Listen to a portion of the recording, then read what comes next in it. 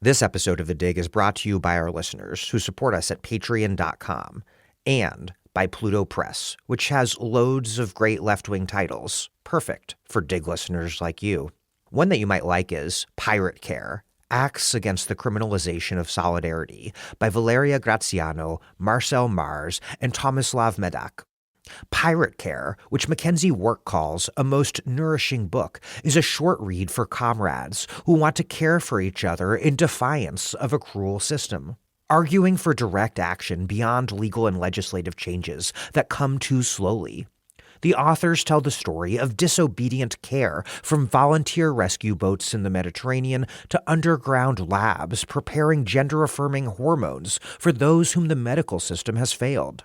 It is a great salve and inspiration for everyone scared by the rollback of the social safety net and the clampdown on bodily autonomy by the right. Dig listeners can get 50% off their first order of this or any book from Pluto Press using the code DIG50 at plutobooks.com.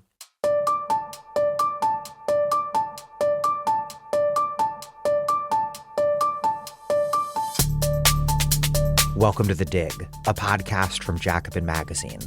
My name is Daniel Denver, and I'm broadcasting from Providence, Rhode Island. Picking up right where we left off, this right here is the second in our two-part series with Ilias Alami and Tim Sahay on the crisis-ridden global geopolitical and geoeconomic conjuncture. Before we get this podcast started, please do understand that it's listeners like you who make interviews like this possible. We do make some money on advertising, but overwhelmingly, the reason we can release every episode with no paywall is because thousands of you Dig listeners voluntarily contribute at patreon.com/thedig. We do have gifts to send you in the mail, but the real reason I'd like you to contribute is because this podcast is a political education project, and it's the miracle of voluntary listener contributions that makes everything possible. It's what makes it possible for everyone who wants to listen to the podcast to do so for free, whether it's because they can't afford to contribute or simply don't want to contribute, whatever. It's your voluntary contributions that make it possible for the Dig to reach the largest number of people possible. Please contribute what you can now. That's patreon.com/thedig. Okay, here's Ilias Alami and Tim Sahay. Ilias Alami is a professor in political economy at the University of Cambridge and a research associate at the Second Cold War Observatory. He's the author of Money, Power, and Financial Capital in Emerging Markets and the co-author, with Adam Dixon, of The Specter of State Capitalism, which is free to download. Tim Sahay is the co-editor with Kate McKenzie of The Polycrisis, a publication at Phenomenal World that focuses on the political economy of climate with an emphasis on the Global South. He's also the co-director of the Net Zero Industrial Policy Lab at Johns Hopkins University. At the lab, he advises governments from Lula's Brazil to Claudia Sheinbaum's Mexico on finding their slice of jobs, profits, and investments in the highly contested global green economy. Included in the show notes to this episode are links to The Polycrisis, The Specter of State Capitalism, and also some relevant publications from the Transnational Institute, to which Ilias has contributed. This is the second in a two-part series.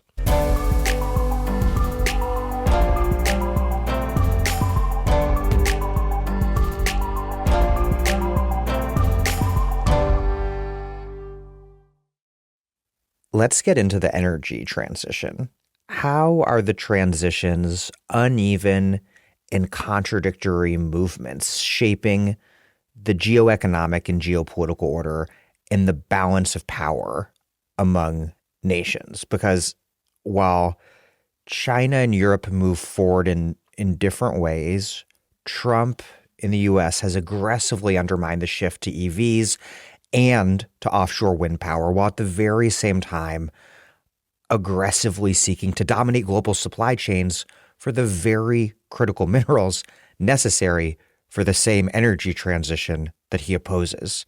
Meanwhile, the global south is still very much locked out of the financing necessary to undertake a transition and capture the value produced by that transition, let alone to mitigate the already intensifying impacts of climate change.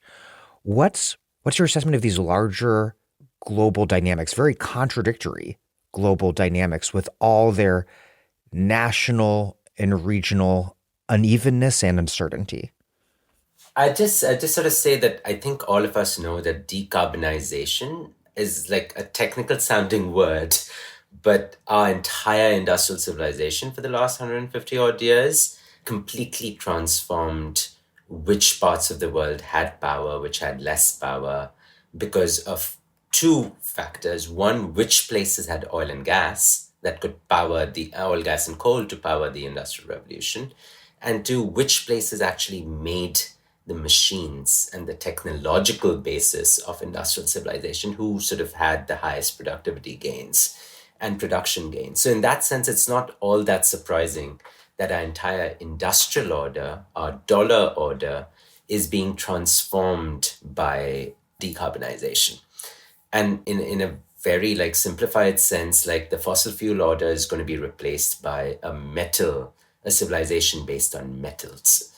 And that's because we've, thanks to our technology, found new ways to harness sunlight and convert it from, special magic solar panels of certain slices of silicon that can turn that sunlight into electricity, spinning magnets in a turbine that can convert wind into electricity, and so on. So essentially, we're moving towards this metals-based civilization, and the winners of the oil and gas age may or may not turn out to be the losers of the metal age, and other countries that have metals, and more importantly, the ability to process those metals, may turn into those winners. So this is just sort of like a long run transition that is going to blow up domestic political settlements inside countries. The winners of the industrial age tended to be the parts of the country that produce those cars, that produce those engines, that produce those furnaces. So internally, there'll be winners and losers inside countries. And we all know that this is just sort of playing out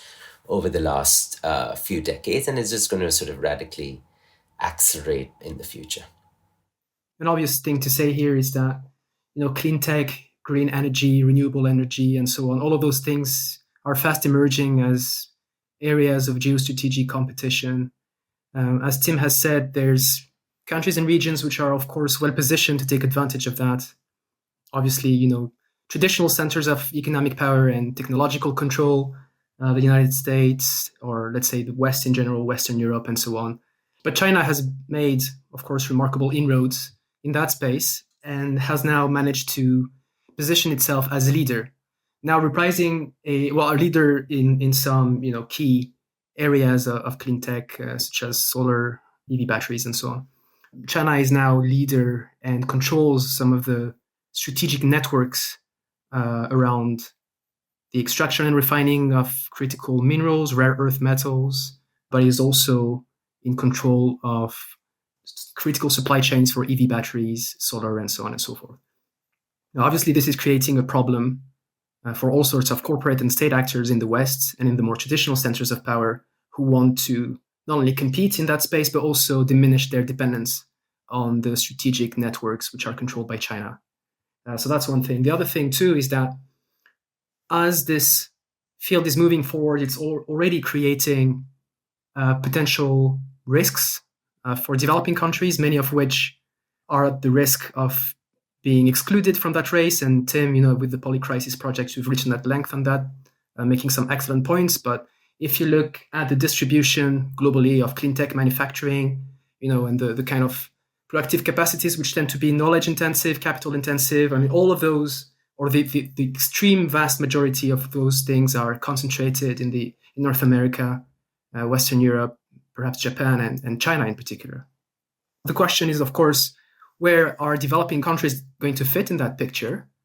So there's a clear risk here of questions of financial, monetary, technology, production dependencies being reproduced in new forms, perhaps in even deeper forms as a result of the so-called green transition. So those are some serious risks, of course. That said, there are also potential opportunities which might be emerging in that space insofar as this competition in that space between the US, China, Western Europe, and so on, might be opening some sort of space for developing countries to strategically insert themselves in those networks of clean tech, renewable energy, and so on and so forth. So if you think, for instance, of the strategies that are put in place by countries like Morocco, Hungary, Poland, Indonesia, Vietnam, Mexico, and others. So those are countries which the IMF calls connector countries, using Goldman Sachs jargon.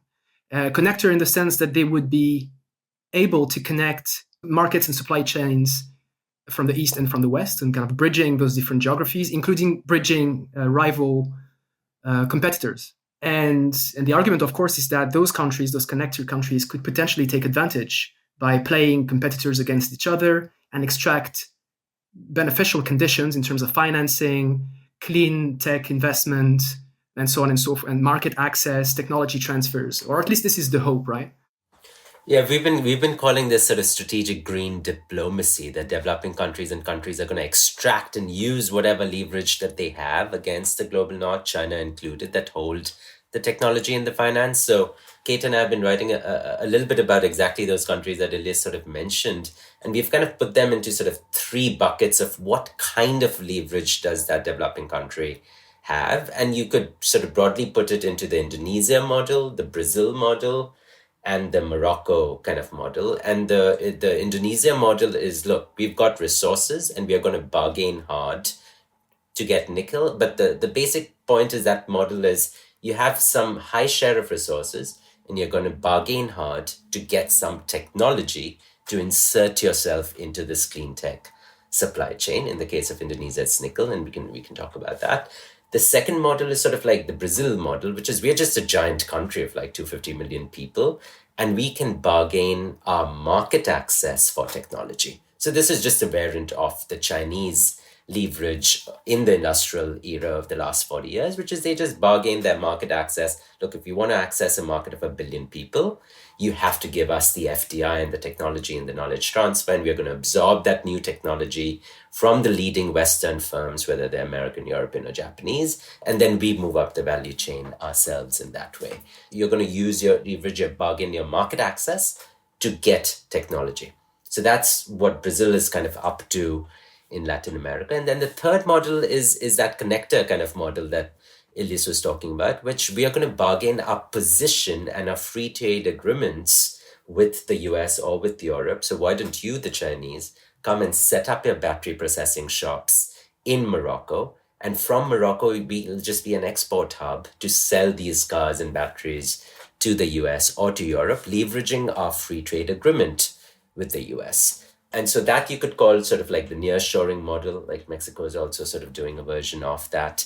The Brazilian model is only really available to really large developing countries. And it's like the standard problem of being a developing country. Your market is not big enough to even have that kind of leverage in that bargain with the Western firm or with the Chinese firm. So what do you need to do? You might need to create a super state in Latin America, something like a Latin American EU that the Brazilians under Lula and Argentina have been discussing, which is basically a way to pool together your market and not get picked off one by one in this negotiation, but instead say, look, if you want to access the entire Latin American market, we are all sort of standing united. And as you'd imagine, this is a difficult act to pull off. And then the very first one that we mentioned, the Indonesia model, is not everybody is Indonesia. Not everybody has 30% of the world's nickel reserves that you absolutely need to make a particular kind of a battery or to make a particular kind of stainless steel. And the Indonesians have been leveraging their nickel to insert themselves into the battery supply chain. But what if that chemistry changes? What if you use an iron phosphate chemistry, which China has started to do, such that that nickel is absolutely not useful anymore? What if you use a sodium ion chemistry so that that nickel becomes less useful? Then Indonesia would completely lose this leverage that it has. And then you've had a string of smaller countries, the DRC, Zimbabwe, trying to ban lithium exports, ban their raw metal exports to China, saying, look, we aren't going to send you any of the stuff unless you set up your shop here and help us move up the value ladder and process these things here. And then, China or any other Western firm can just say, you're too small to matter. Okay, it's 2% of the world's lithium. Why the hell should I go there? So this is a very difficult negotiation, but it's absolutely inescapable. Like, this is just what the next 10, 20, 30 years look like, where developing countries sort of bargain hard to insert themselves into these value chains, or they just get left behind. Exactly what Ilias is saying. You get a return of neocolonialism where, the cotton gets out of India, gets turned into T-shirts in Lancashire, and the Indians buy them back. And that's just going to happen. That was what colonial terms of trade looked like. And maybe that's just what happens in the 21st century. We really don't know, and countries really have to aggressively try and find new strategies to compete. But I just sort of wanted to go back to the way you set up the question around what's actually going on with the United States and Russia and the Gulf kingdoms. These are the centers of oil and gas production in the world. Right. We have Trump's new energy secretary, who is a fracking CEO named Chris Wright, saying we're doing a 180-degree turn on energy policy. Right.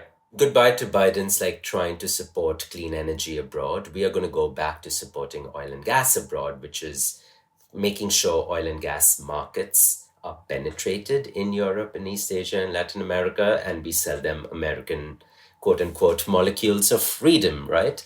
LNG is a molecule of freedom.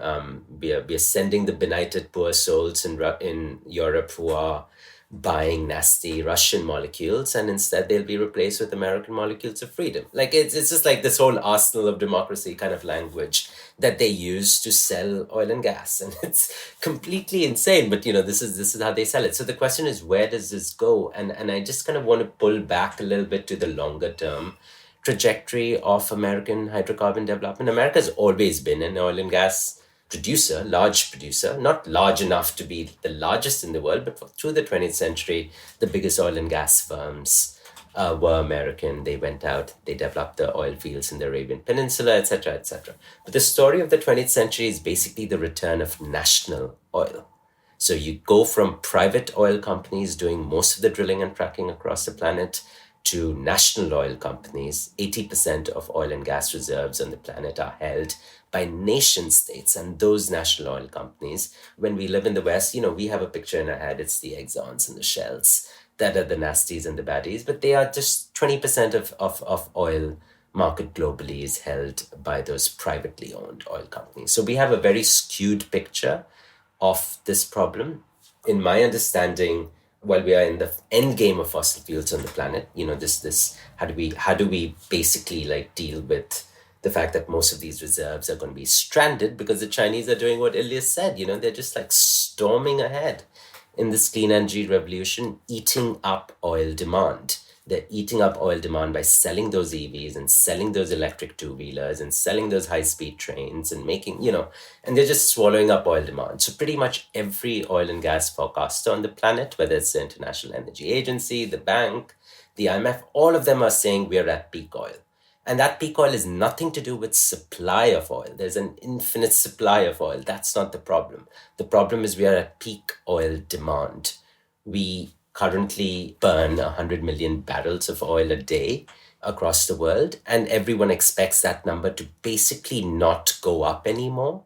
So it's the first time in global economic history for 100 years that oil demand is going to start going down, and that's thanks to that big electric push from China. So what does that mean on the producers' side? Those three places that we started out with, the Americans, the Russians, and the Gulf oil kingdoms.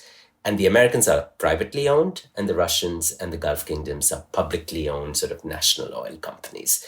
And my understanding is that over the last 20 years, the Americans just became the world's largest oil and gas producer. We went from importing oil and gas to producing and exporting oil and gas. And just in a span of the last 10 years, under Obama, under Trump 1, and under Biden, the United States became the world's largest oil producer, largest gas producer. Get this, the largest oil exporter on the planet, and the largest gas exporter on the planet just in the last 10 years. So this has dramatically transformed the American position in the world. And these people are world historical actors. So when they sort of take over the GOP, from the McCain years, to where we are now, what they have a vision in mind is how does their wealth not get stranded ever? And so they are on an existential sort of fight with the green economy, and they're determined to crush it. And what we might be facing over the Trump years is just a complete, like the Americans just get isolated, the green economy sort of gets crushed domestically, just on the North American continent, or maybe just in the United States alone, depending on how Canadian politics and Mexican politics evolves. And America just becomes the last place on the planet where oil and gas reigns king. And in their point of view, that is sort of like a power political project to preserve their profits as long as possible. And whether or not that holds is obviously, a question of the domestic political economy in the US. Can the oil kings be ejected from their throne inside the American polity? But as far as the world question goes, I mean, everyone just thinks that most countries are net buyers of oil and gas. They have absolutely no interest in maintaining the oil and gas system. And in the end, demand is king. And it's that demand destruction that drives down the fortunes of the oil and gas players. I just wanted to quickly return to the very helpful typology that Tim introduced earlier in terms of the various strategies implemented by developing countries to try and leverage their assets to play a greater role in this green capitalist race, if you will. And what's interesting is that all of those different strategies rely upon very delicate geopolitical balancing acts. So, engaging with different geopolitical actors, different corporate actors, both East and West. And that in itself, obviously, is a difficult thing to do. It's a difficult thing to maintain over the long term. This is where it gets interesting. It's, those strategies, we at the Second Cold War Observatory have suggested to call those polyalignment strategies, insofar as they have some clear resonance with the non-aligned movement of the classical Cold War. Tim, you've also done some work on that, which is excellent. And the reason we call them polyalignment strategy is that there's to signal this attempt to do business basically with everyone and to refuse this language of a second Cold War, basically signaling that Indonesia, Morocco, Vietnam, and others are here to do business. They just want a greater share of the green capitalist pie, which, as I said earlier, has some resonance with the non-aligned movement, of the classical non-aligned movement of the First Cold War. But it's also very, in the sense that it's signaling that countries refuse to align. But it's also very different in the sense that, of course, the non-aligned movement was rooted in transnational third world solidarity, and it had this ambition to transform the world. It was a world-making project, to use the term coined by Adam Getacheo. And so in a way, it was a collective attempt at kind of flipping the capitalist table. Whereas, again, those contemporary polyalignment strategies are much better understood as individual attempts by countries to improve their relative position in the world economy, and by inserting themselves strategically in those kind of green renewable energy, clean tech, strategic networks to get a greater share of this green capitalist pie. So this is where there's some interesting stuff happening. Now, of course, the question is, to what extent can those strategies be successful? I mean, obviously, it seems that some of them, the success of one country might be predicated upon the failure of another to sustain those strategies. So there's already a problem there. And another problem might be enters Trump 2.0, which might bully countries into aligning with or against the US and prevent them from aligning with those multiple partners if they want to. But those are perhaps inherent limitations to this, to those new geopolitical strategies.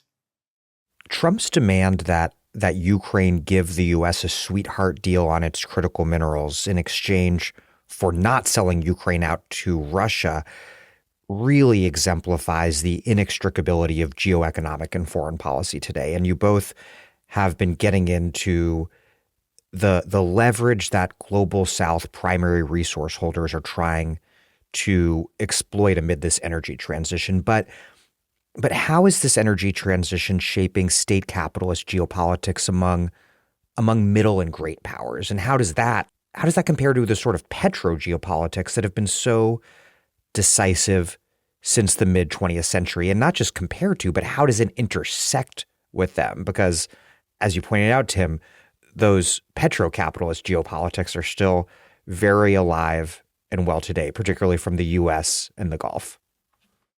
Let me sort of go back to a little bit of like first principles. Like Ukraine, for example, has metals, it has oil, it has gas, it has a national oil company, it has a national gas company.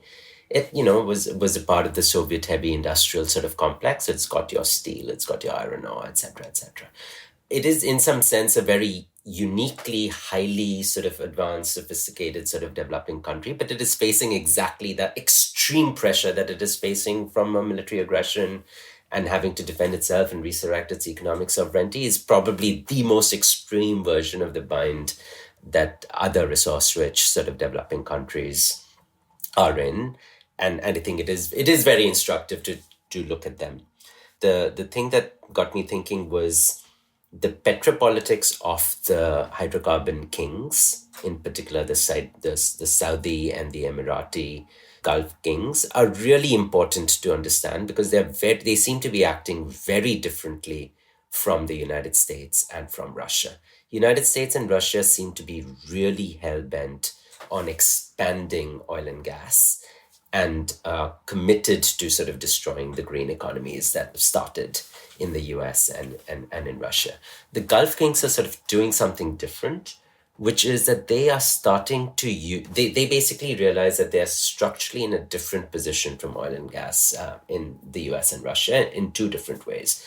One is that they have big populations and they need to satisfy and modernize the thirst and desires of those populations. And so they are actively using their oil and gas money to try and diversify these kingdoms towards non-oil and gas things. What are those? Real estate, education, hospitality, tourism, and also becoming a larger slice of the new energy economy by making buses and mineral processing and financing metal deals elsewhere in the planet. So they are in an aggressive sort of diversification push. And the second way that they're very different from the United States and Russia is that they have the cheapest oil sort of production costs. They are extremely low-cost producers, which basically means that in the last 30 or 40 years of oil and gas on this planet, they are going to maintain the largest market share because they can produce it for the cheapest cost. So they basically feel like they have more of a runway. They have 20, 30 years to really diversify their kingdoms. And I get the sense from the way both the Americans and the Russians have been acting that they feel that they might be the ones holding the bag. They have higher costs of extraction and more of their oil and gas reserves might get stranded. And perhaps we are in this sort of fossil fuel endgame on the planet where the differences between the producers really starts to matter. And then the third difference with the fossil kingdoms, the Gulf kingdoms, is that they have been selling most of their oil and gas to China in the last 2 decades as the United States sort of became more and more energy independent. So they've been looking east. That puts them in a collision course with, exactly that Chinese green miracle that we talked about, because China is hell-bent on destroying oil and gas demand and moving towards a metals-based economy. And that puts them into a collision course with their biggest current producers, the Gulf Kingdom. So we should expect a lot more friction between the Gulf Kingdoms and China in the years ahead, because these are just two very different business models. Yeah. I mean, two things on contemporary state capitalist geopolitics. So one is that developing countries, as they try and develop those relationships with a range of partners, both, again, East and West, American energy firms, German automakers, Chinese EV battery producers, and so on and so forth. In order to sustain the strategies of engagement with all of those rivals and partners, they may require expanding their state's role in their domestic economies. So in some ways, this kind of geopolitical environment is itself a factor of additional experimentation with state ownership. This is pushing states to also reinvent their roles as industrial policy actors, as investors, as shareholders, and as direct owners of capital and assets. So using repurposed sovereign wealth funds, state enterprises, policy banks, and so on, as a means to both foster a form of green industrialization locally, based on the variety of assets that Tim discussed earlier, but also as a means to try and attract and channel investment coming from abroad. And again, investment coming from all those different geopolitical rivals. So, in other words, state capitalist geopolitics is also something that manifests within developing countries. Now, the other thing I was going to say, and this is going to speak back more directly to the case of Middle Eastern and Gulf countries, there we see an interesting aspect of contemporary state capitalist geopolitics, which is that the two energy systems in which we live, so the one that is based on fossil fuels and the one that is gradually emerging, which is based on renewables, those two systems, I mean, as everyone knows by now, what we're seeing is not quite a transition from one to the other, but more of an addition of one to the other, and the coexistence of those two systems, which are incongruent in many ways. And the variant of state capitalism that is manifesting in countries like Saudi Arabia and others is one where you can see a direct connection between those two energy systems. So, quite literally, fossil fuels fuel state capitalism in Saudi Arabia, for instance, because revenues from oil exports and gas exports are then used for sovereign wealth funds and as resources to be invested in a range of sectors, as Tim said, including in clean tech, renewables, and so on. So you have this kind of bridge between those two energy systems where various forms of state ownership, so the whole state capitalist thing, basically acts as a key link between those two things. Now, this is also kind of visible in the case of Ukraine and all of the discussion about the roles of minerals as a key resource to be bargained in a potential peace deal. There's been much discussion about, the presence of critical transition minerals in Ukraine or not. I mean, some people are also saying that the geological surveys are very old and there might not be as many critical transition minerals in Ukraine. Oh, I'm definitely in team. There is no transition critical minerals in Ukraine. It's completely made up. I mean, Javier Blas, who's the commodities expert from Bloomberg, has just been tearing into these ridiculous claims by the Trumpists. But what they do have is transition minerals. So do they have steel? Yes. Do they have iron ore? Yes. And lithium. Do they? Yeah. So they have normal metals. They just don't have like these critical minerals. But it's kind of important to stress that Ukrainians themselves pitch themselves as a potential green energy powerhouse that will feed all of Europe, green hydrogen, metals that you need for your energy transition.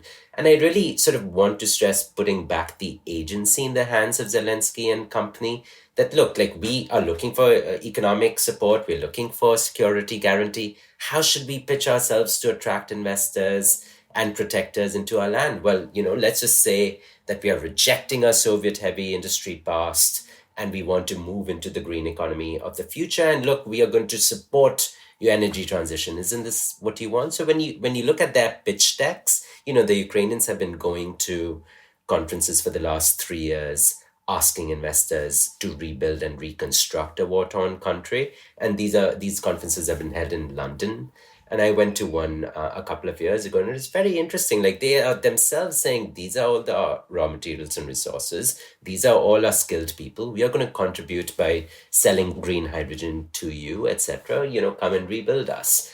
And in that sense, we shouldn't just put all the agency in the hands of the Trumpists who are like, oh, we are going to come here and extract stuff from you and write up a contract, which is like war reparations on steroids that will just like take over all your $500 billion of your wealth and pay back for the next 30 years. What I found very interesting was it was Zelensky right after the November election with Trump who said, look, I know this guy's a transactionalist guy. I'm just going to offer my country as a base for these metals. But what I'm really after is a security guarantee from the West. So there's a lot of agency there.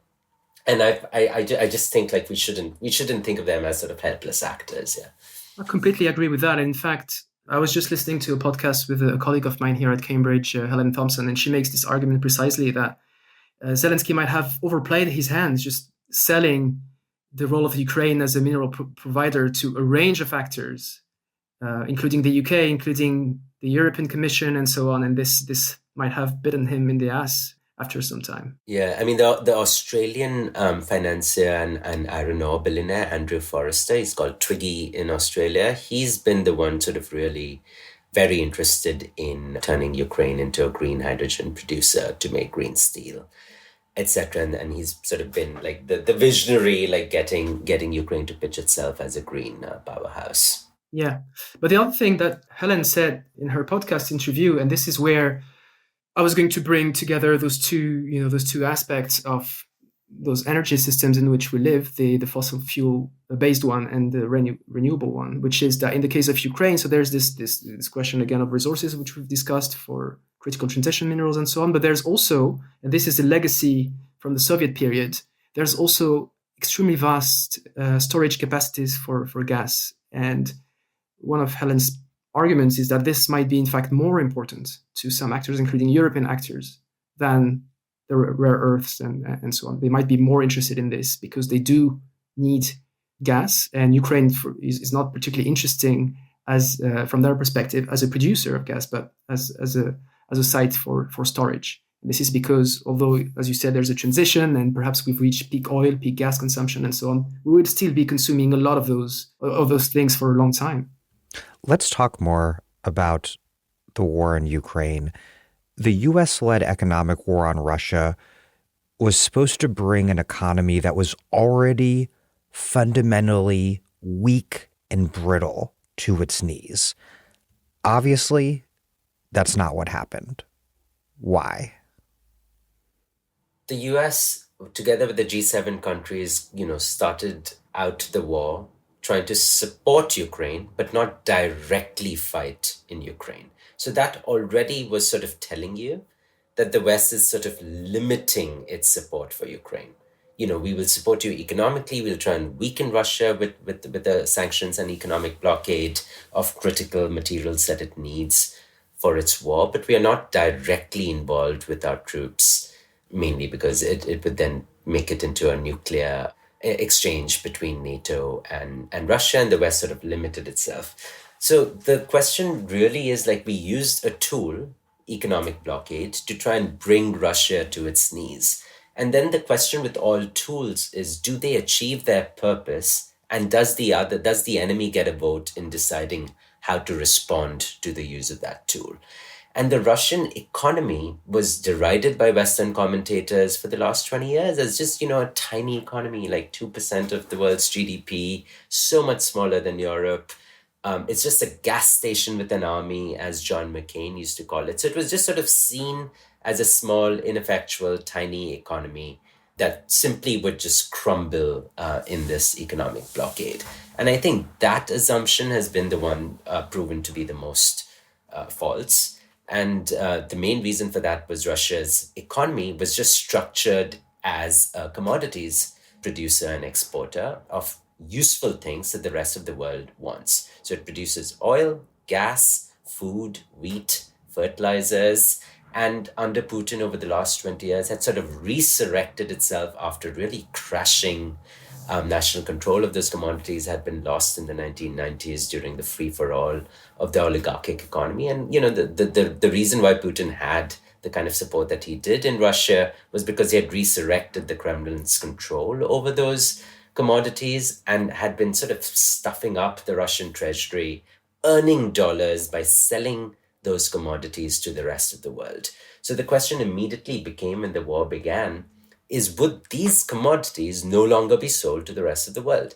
And there it's just like the rest of the world gets a say as well, right? So if the Brazilians want to buy fertilizers from the Russians because they have a gigantic agribusiness sector, they just went ahead and bought it. If the Indians want to buy oil and gas because they have, a 1.5 billion people to feed, they just went ahead and bought it. So in other words, the West couldn't contain the secondary sanctions. It couldn't threaten to impose sanctions on India or Brazil or anybody else for that matter if they bought Russian commodities. So that just meant that Russia was able to resurrect its earning potential despite the blockade. And in that way, the economic war against Russia just proved to not work.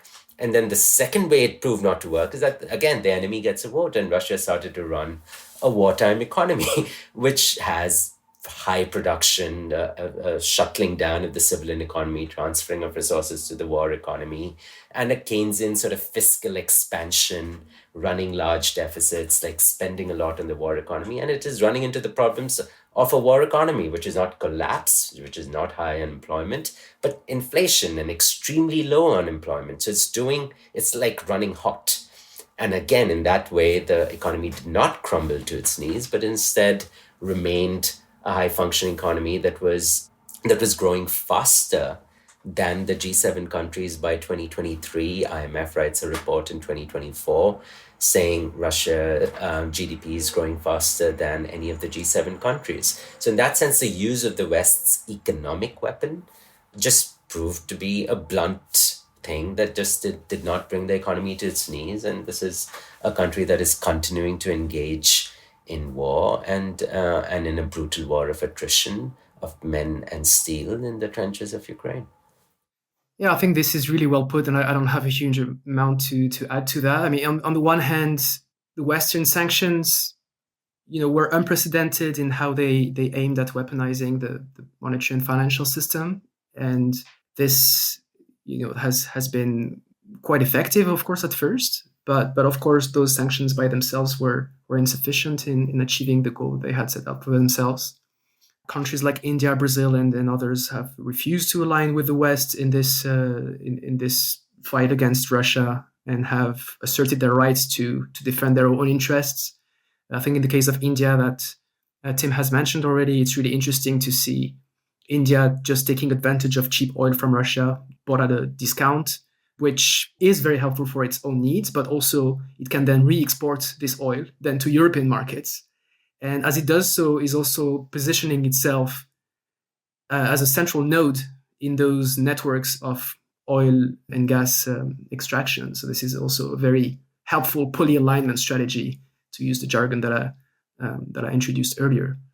But this is also not only a consequence of the refusal of developing countries to align behind the West. I mean, we've also seen German exports to countries like Kyrgyzstan booming over the past few years, which obviously is an attempt to circumvent sanctions to Russia.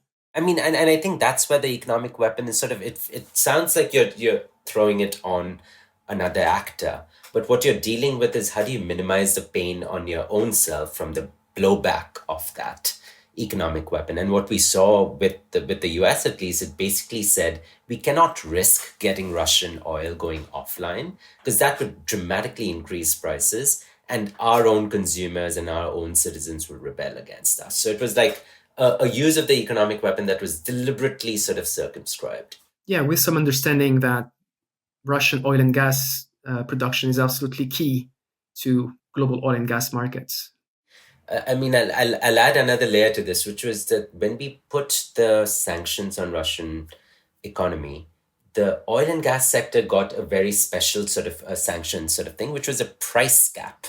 So Janet Yellen at the US Treasury and her colleagues in the European treasuries designed a price cap. And that price cap said we do not allow Russian oil to be sold on the world market for more than $60 a barrel. That's a price cap. So we realize that we need Russian supply so that prices don't go sky high, but we will try and limit the amount of money that pours into Russia's coffers and into its treasuries to finance this war in Ukraine. So she had a problem. She had an idea. We're going to put in this price cap of $60, but the way it was designed was she sort of says, look, what does the West really have? What is our really hyperpower in the world? It's the use of our financial and our dollar strength. So the way to impose a price cap, it's kind of ingenious. It says we will prevent London from issuing an insurance contract to a ship carrying Russian oil. So every ship plying the high seas needs to get an insurance contract. And that insurance contract is given by the huge financial insurance firms like Lloyd's, etc., that have the capacity to bear those gigantic multi-billion-dollar losses.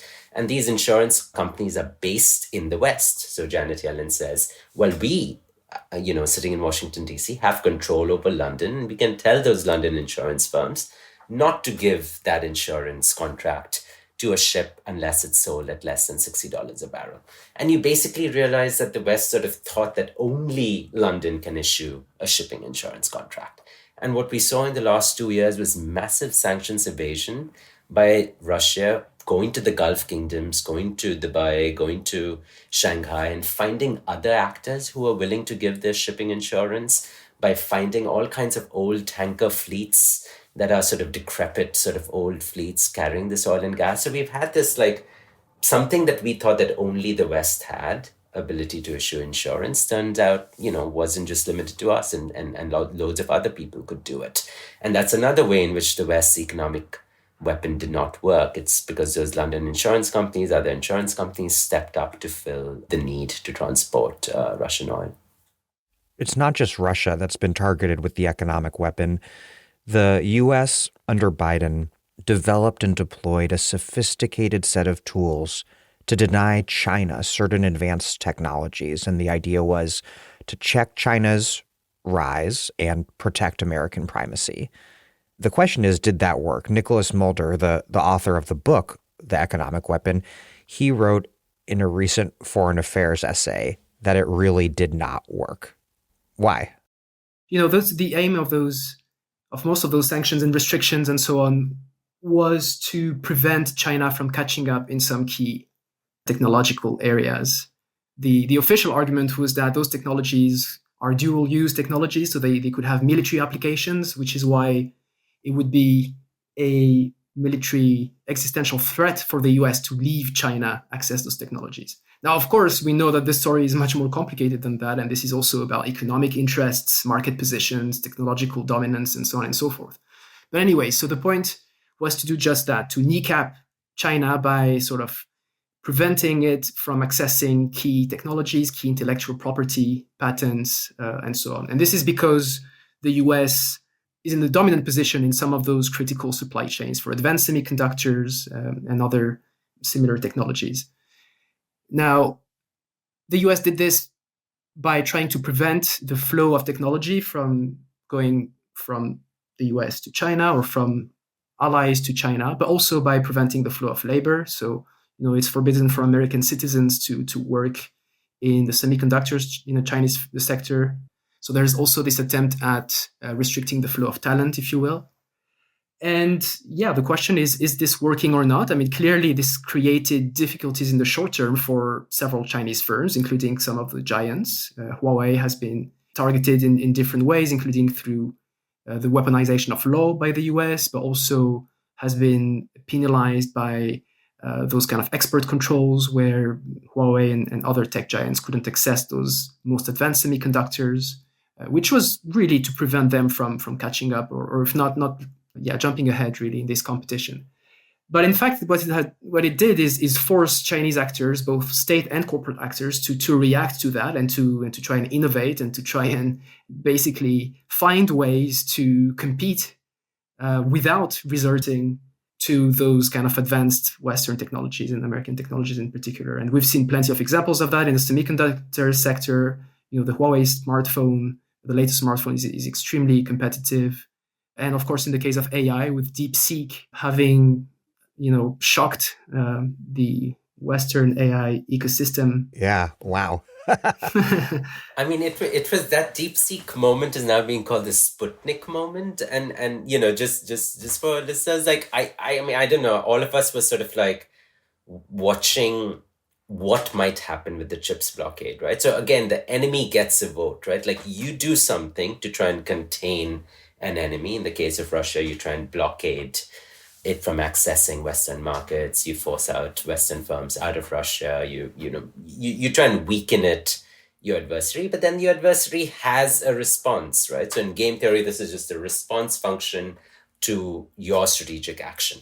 And in the case of DeepSeek, it's just like the Chinese were like, I don't know, let's just increase our R&D spending on this thing that you're saying is absolutely critical to future national wealth and national security is chips, and you're now blockading chips from us. Well, in that case, we're going to put all of our brightest brains, extra funding on Chinese companies like Huawei, etc. Go and try and make chip making technologies. Sure, you don't know how to do it now, but give yourselves 10, 15 years and we'll get there. And they got there. They got there, and we start the economic blockade of chips in 2022, on October 7th, 2022. And in less than 2.5 years, they have a firm that causes a $1 trillion sell-off in the American tech market, the tech bubble, just because it says, you know what, we're just making this thing available for free.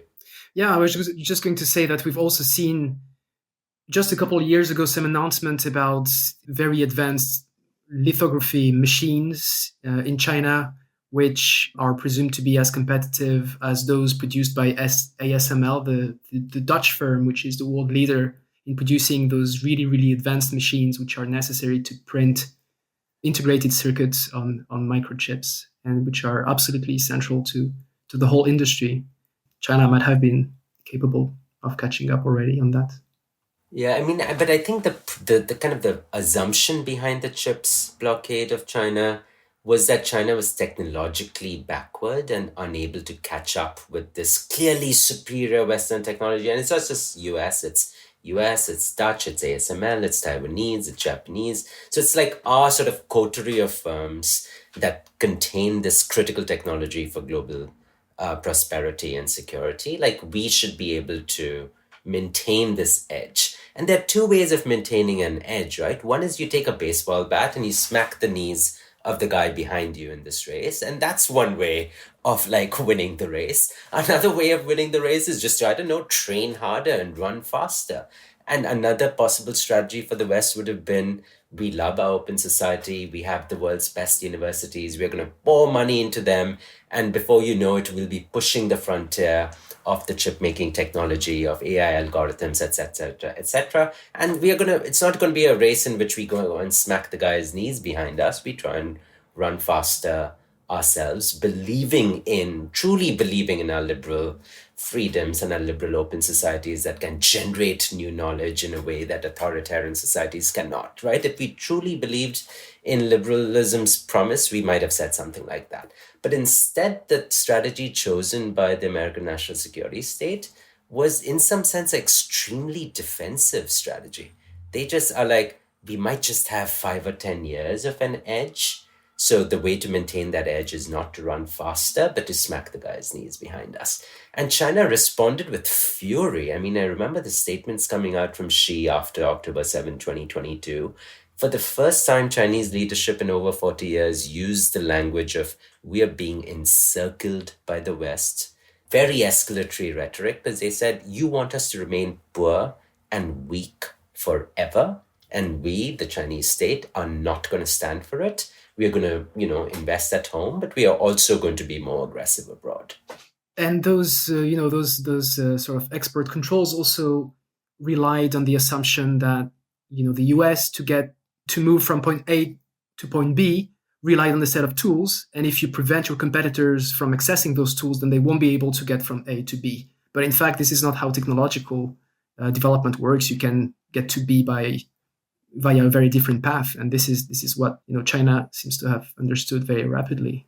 Yeah, you can just use algorithms rather than make fancier high-end chips. You can use smarter, clever algorithms that use old-grade chips to achieve the same tasks more efficiently. So we basically started a technological race. This is sort of Nicholas's argument. He's just like, the blowback was basically we made them run faster, and now they're catching up sooner than they might have otherwise. So it's just been a completely counterproductive strategy. Not only did we blow up sort of our economic relationships with our allies, because we asked the Dutch and the Koreans and the Taiwanese to basically pull out from China. Well, what does that mean? You're pulling out your sales in the fastest growing market on earth. So those companies are like, wait a second, so we just lose a bunch of our sales? Are you compensating us with something else? Like, why should we do this? And so we basically put a lot of pressure on these countries and their firms to do something that was an act of economic sort of self-harm. and it didn't even achieve its purpose. And maybe the chip sanctions experts will say, just you wait, it's going to achieve its purpose. But from what I can tell from the DeepSeek, it was just a total shock to everyone that they could have achieved catch up that rapidly. Is the U.S., with Trump's rapprochement with Putin, is it seeking some sort of inverse of Nixon's trip to China this time to align the U.S. and Russia against China? Is that what they hope will happen? And is that a really stupid strategy, given that to me, it doesn't seem possible that Russia would ever abandon China? Quite frankly, I'm not too sure what's the aim there. What we know for sure is that trying to draw a wedge between Russia and China is a longstanding strategy of the American state, and there's been multiple instances of this with more or less success in the past. So perhaps this is something that is happening again. It seems odd at the minute to try and rely on Putin as a reliable partner for any kind of project, but perhaps this is the strategy at the moment. I think this is actually a big question for debate, and there's lots of different viewpoints on it. So I could just sort of give a flavor of what that debate is looking like, because I don't really know what the answer is, and it's up for people to judge. I mean, one version just says that the Russian economy is just much smaller than the Chinese economy, and at some point the Chinese economy just starts to predate upon Russia, and it would sort of take over Eastern Russia, or it would be able to basically have, in that kind of bargaining negotiation kind of thing, Russia would start losing to Chinese firms as they start to enter and penetrate the Russian market. So you should just stand back and watch Chinese-Russian sort of friction emerge. Another way to think about it is that once, you can't turn the clock back, right? So once the US and the West starts a massive economic blockade and an economic war against Russia, you basically force a Russian-Chinese marriage. They may have all sorts of frictions with each other, and they have had them over the last 20, 30 years, but you've sort of forced a marriage between two countries that you're conducting economic war against. And we've had 2 generations of American sort of national security principles and grand strategists say, if you want to lose in Eurasia, you would put together the Russians and the Chinese together, because between them, they're sort of complementary kind of great powers, right? Russia has highly advanced military, the largest nuclear arsenal on the planet, extremely advanced sort of military side, and this oil and gas and food that we talked about, which is exactly what China lacks. China has abundance of coal, but no oil, little gas, little oil, little gas, and no arable land, right? So China basically tries to feed itself by relying upon producers abroad. It's Brazil and Argentina that feed soybeans, etc., to the Chinese, because the Chinese in the 1990s said, we don't have as much arable land, we probably shouldn't be using it to grow soybeans, etc. So these are 2 highly complementary economies. And if you force them together, you basically create a Russian-Chinese superstate that can withstand economic coercion, financial coercion, military coercion, because they have a nuclear arsenal between them. So it's just it seems like a strategy that is bad. And that's what, many generations of American national security people have been saying. So if we have forced this marriage together with our own policy, that is an act of sort of extraordinary self-harm, and the Trumpists are currently trying to sort of reverse that. Who knows if it's even reversible, because both the Russians and the Chinese have enormous reasons to be suspicious of the US for the foreseeable future. Hi, this is Olufemi O. Taiwo, and you're listening to The Dig. You can support the podcast at patreon.com. This episode is brought to you by our listeners who support us at patreon.com, and by The Syllabus, a nonprofit knowledge discovery service founded by friend of the pod, Yevgeny Morozov. The Syllabus is doing artisanal automation. How does that work? Well, they use technology to monitor thousands of sources, and each week, human creators, that is, actual people, handpick the best of what's been published on the internet. When you sign up, you'll begin crafting your custom feed, picking from 6 languages and 60 topics, like far-right populism or energy and extractivism, heterodox economics, or AI and automation. Everything is there. Each Monday, you'll get a new batch of personalized recommendations of essays and books, academic articles and reports, videos, and even, yes, podcasts. I highly recommend that DIG listeners check out the syllabus. Visit their website at the-syllabus.com. That's the-syllabus.com. They offer 2-week free trials, and if you enter DIG at checkout, you'll get 30% off your first year.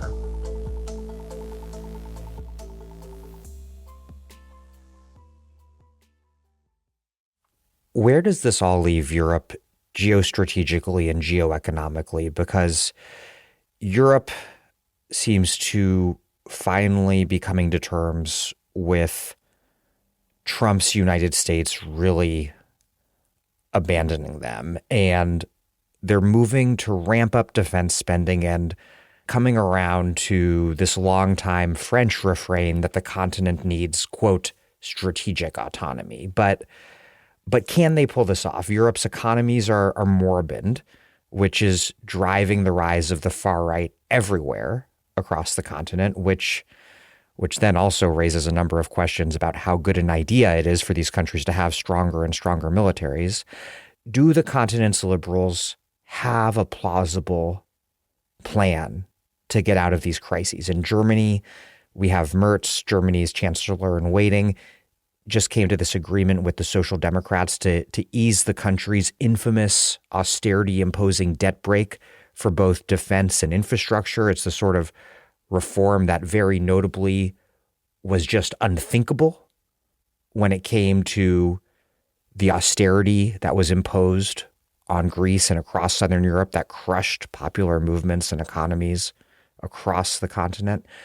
And then also, they're doing a similar thing at the European level in terms of the European debt brake. What's going on, and what's the significance of this fiscal revolution that seems to be taking shape in Europe? And then lastly, is this security logic governing everything? Is that something we should be worried about in terms of everything that we care about, in terms of climate, social welfare, and also peace? There's a lot there, and I think this may actually be sort of the most fast moving change in European politics and European public's assessment of the United States. So if you look at public polling, is America a reliable ally? Can we trust America in Europe? That number used to be 50, 60, 70% in countries and has dropped in half in most countries. So it's dropped by 20, 30 percentage points in most European countries. Is the answer yes to that question? And the answer to that question is now more and more no. And I think no one really knows. We've never lived in a world since 1945 with this level of, there's been obviously friction in the past with all kinds of US-Europe sort of tensions, but this kind of tension where American security guarantee is now in question, whether or not NATO is going to remain as the protector of Europe is now in question, is like we've never been in this world. So I don't really know where this might go in the next decade. But Kate and I wrote a piece on Phenomenal World called Europe Enters Its Metal Era. And it's metal in all senses of the term, right? It's metal in that it's heavy metal, heavy industry, a war machine has to be resurrected in Europe. It's metal in the sense that there needs to be a gigantic energy transition. If Europe wants to be free from oil and gas, it needs to be free from not just Russian oil and gas, but American oil and gas and the Gulf Kingdom oil and gas. And if this is a continent that simply doesn't have enough oil and gas, it's a buyer of oil and gas, then it needs to go green, at speed, if it wants that strategic autonomy that France always has wanted it to have. And then the third way it's metal is that the response of the European politicians and European liberal elites is extremely high rhetoric. For Macron, it's like, Europe is mortal, it can die. That was the title of his speech last year. Merz, this year is saying the Americans are now an enemy of the European project. These are extremely sort of new statements to be hearing from people who've basically been Atlanticists in their mental makeup, where they trust the Americans to provide Europe security and be a market and an ally. And if America threatens to take those two things away, hey, Europe, you may not be able to access our markets without tariffs. And hey, Europe, we may not actually come to your defense if Russia attacks Ukraine or attacks any other European country. And those two things have thrown the entire European body politic, and I use that term instead of just the elites, into total disarray, because it's a question of, well, are we prepared to remake national armies and integrate them under some kind of European command? And B, that sounds expensive, doesn't it? Are we going to tax ourselves? Are we going to finance it with debt, which is the one thing that Europe has never been able to do jointly? To issue joint European debt for its priorities. National capitals can do that. Paris or Berlin can go and issue debt if it so pleases, but it's never been done at the European level. So what we're seeing is sort of like the entire European sort of fiscal constitution is being overhauled to fund security and to fund energy, and it's happening at three different levels. This fiscal revolution that you're talking about, the Germans are saying, hey, maybe the impoverished landers, the provinces that have been living under brutal austerity, they should be allowed to issue debt to invest in themselves. At the national level, they're lifting their debt rules that prevent them, the debt break that is literally inserted into the German constitution in 2007 or 8. They're saying maybe we should have an exemption if we fund the defense sector, and it's a matter of negotiation between this new coalition whether maybe that debt break should also be lifted to fund social priorities and green energy and so on. And then at the European level, there's this whole negotiation that is taking place, which is maybe the Maastricht Treaty that prevents European national governments from having a debt to GDP ratio of more than 60% or having an annual deficit of more than 3% of GDP. Those two numbers need to be lifted if and only if those countries spend on defense and energy priorities. So we are having sort of like an explosive change in European politics that, people like us may have wanted Europe to be spending on its people and not crushing them, during the lost decade in the 2010s, where so many millions of Europeans couldn't find a job and, homeless and so on and so on. It was a really sorry time for the continent. And now it's a question of, is this going to be a net positive sum game where Europe starts to grow and is not sluggish anymore? And its sluggish, low investment growth model that Europe has had is what has created the political monsters of the far right everywhere you look. Yeah, lots of great points, Tim, here. Lots to agree with. This uneasy position of Europe with respect to the war in Ukraine is a magnifying glass. And it just shows us that Western Europe in particular was already in a really uneasy position with respect to the Second Cold War, and perhaps more generally speaking, this new geoeconomic and geopolitical context. And there's multiple dimensions to that. Of course, the military question that we're seeing right now, but also in economic terms, in technological terms. If you look, for instance, at tech giants, digital platforms, and so on, the EU has not been able to reply to the dominance of American and Chinese giants. It just doesn't know what to do about this. Ozempic's not enough. That's right, yeah.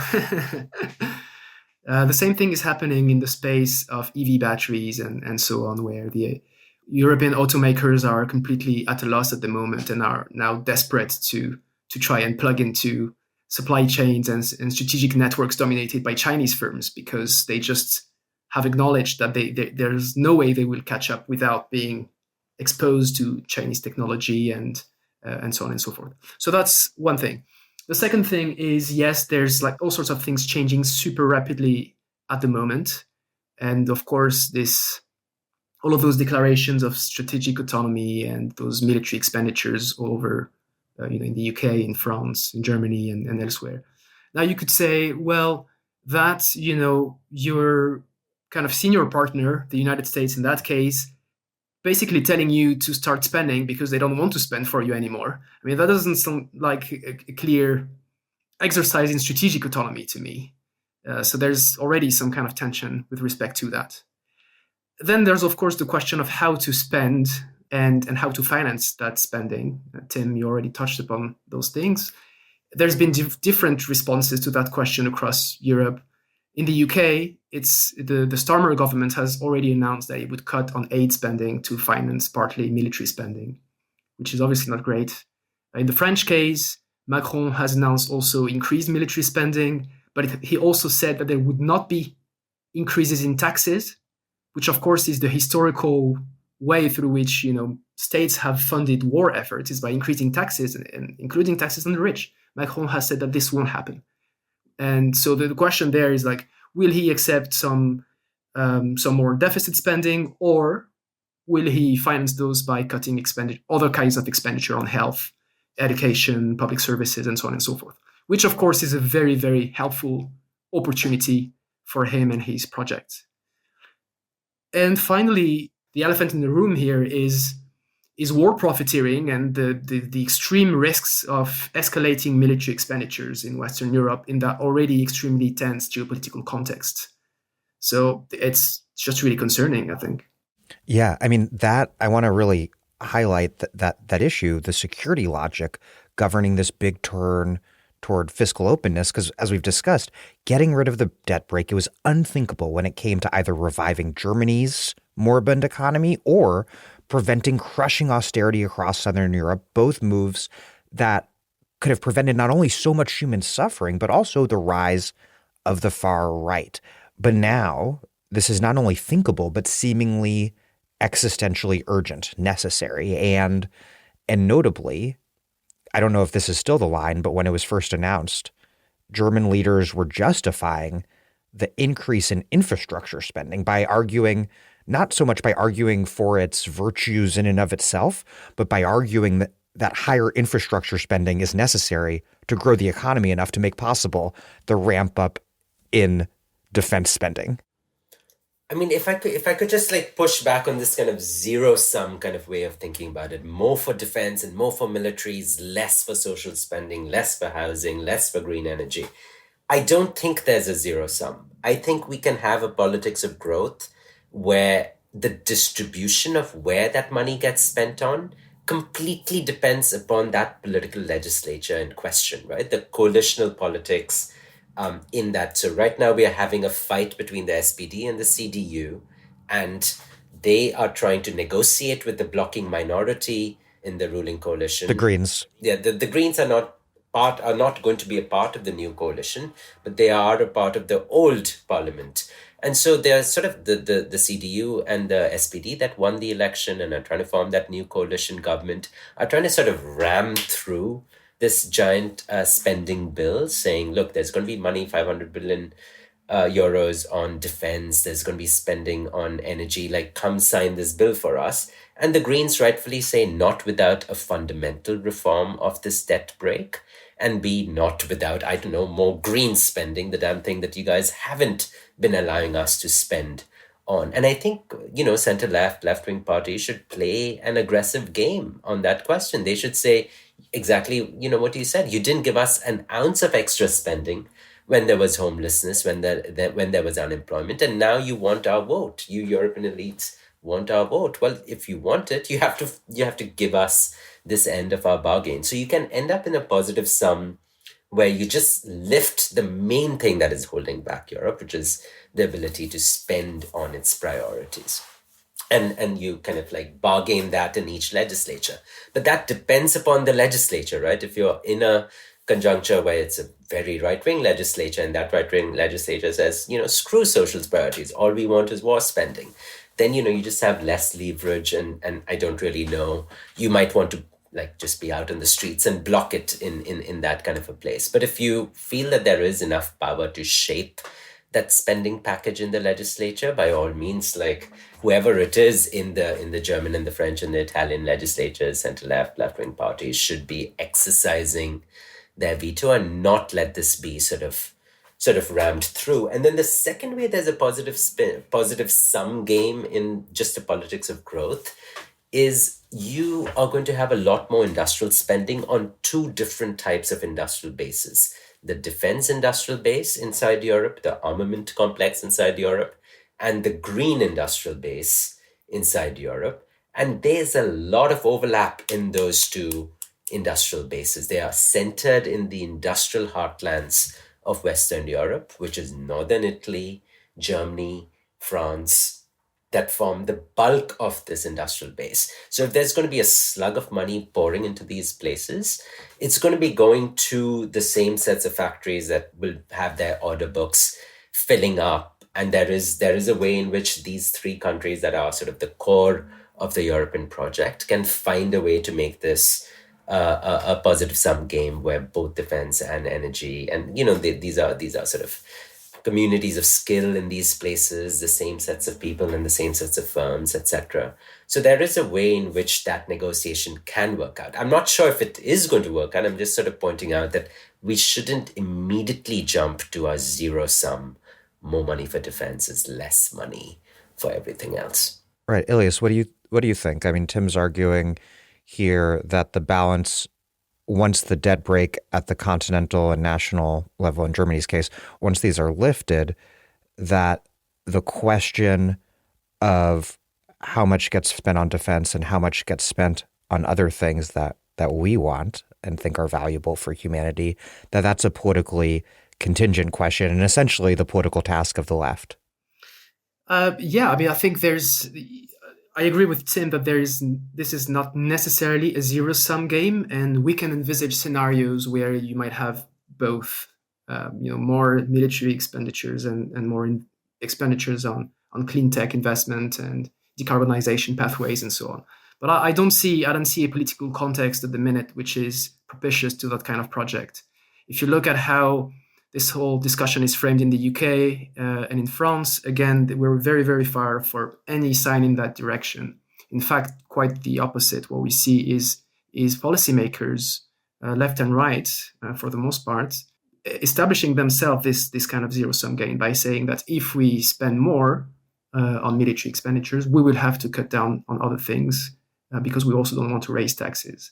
This is very, very clear. And so I think it's not so much a failure of imagination on our part. It's more that this is the current state of things, and this is the current state of political forces. No, I'm not saying it's a failure of imagination. I'm just saying it can be a tax-financed plan. It can be a debt-financed plan. Clearly, there's going to be a combination of higher taxes and higher debt financing. And, in past war efforts, Europe resorted only to tax financing, in most of the 20th century. But now, if the European Union starts to say, wait a second, the Americans are making the US Treasury and the dollar system unreliable. If we, the Europeans, issue more safe bonds at the European level, guaranteed by the ECB, then they'll be easily bought up by the world's investors who want a safe asset. So it's kind of like a really good time to do more debt-financed investment. And in that case, it's not that much.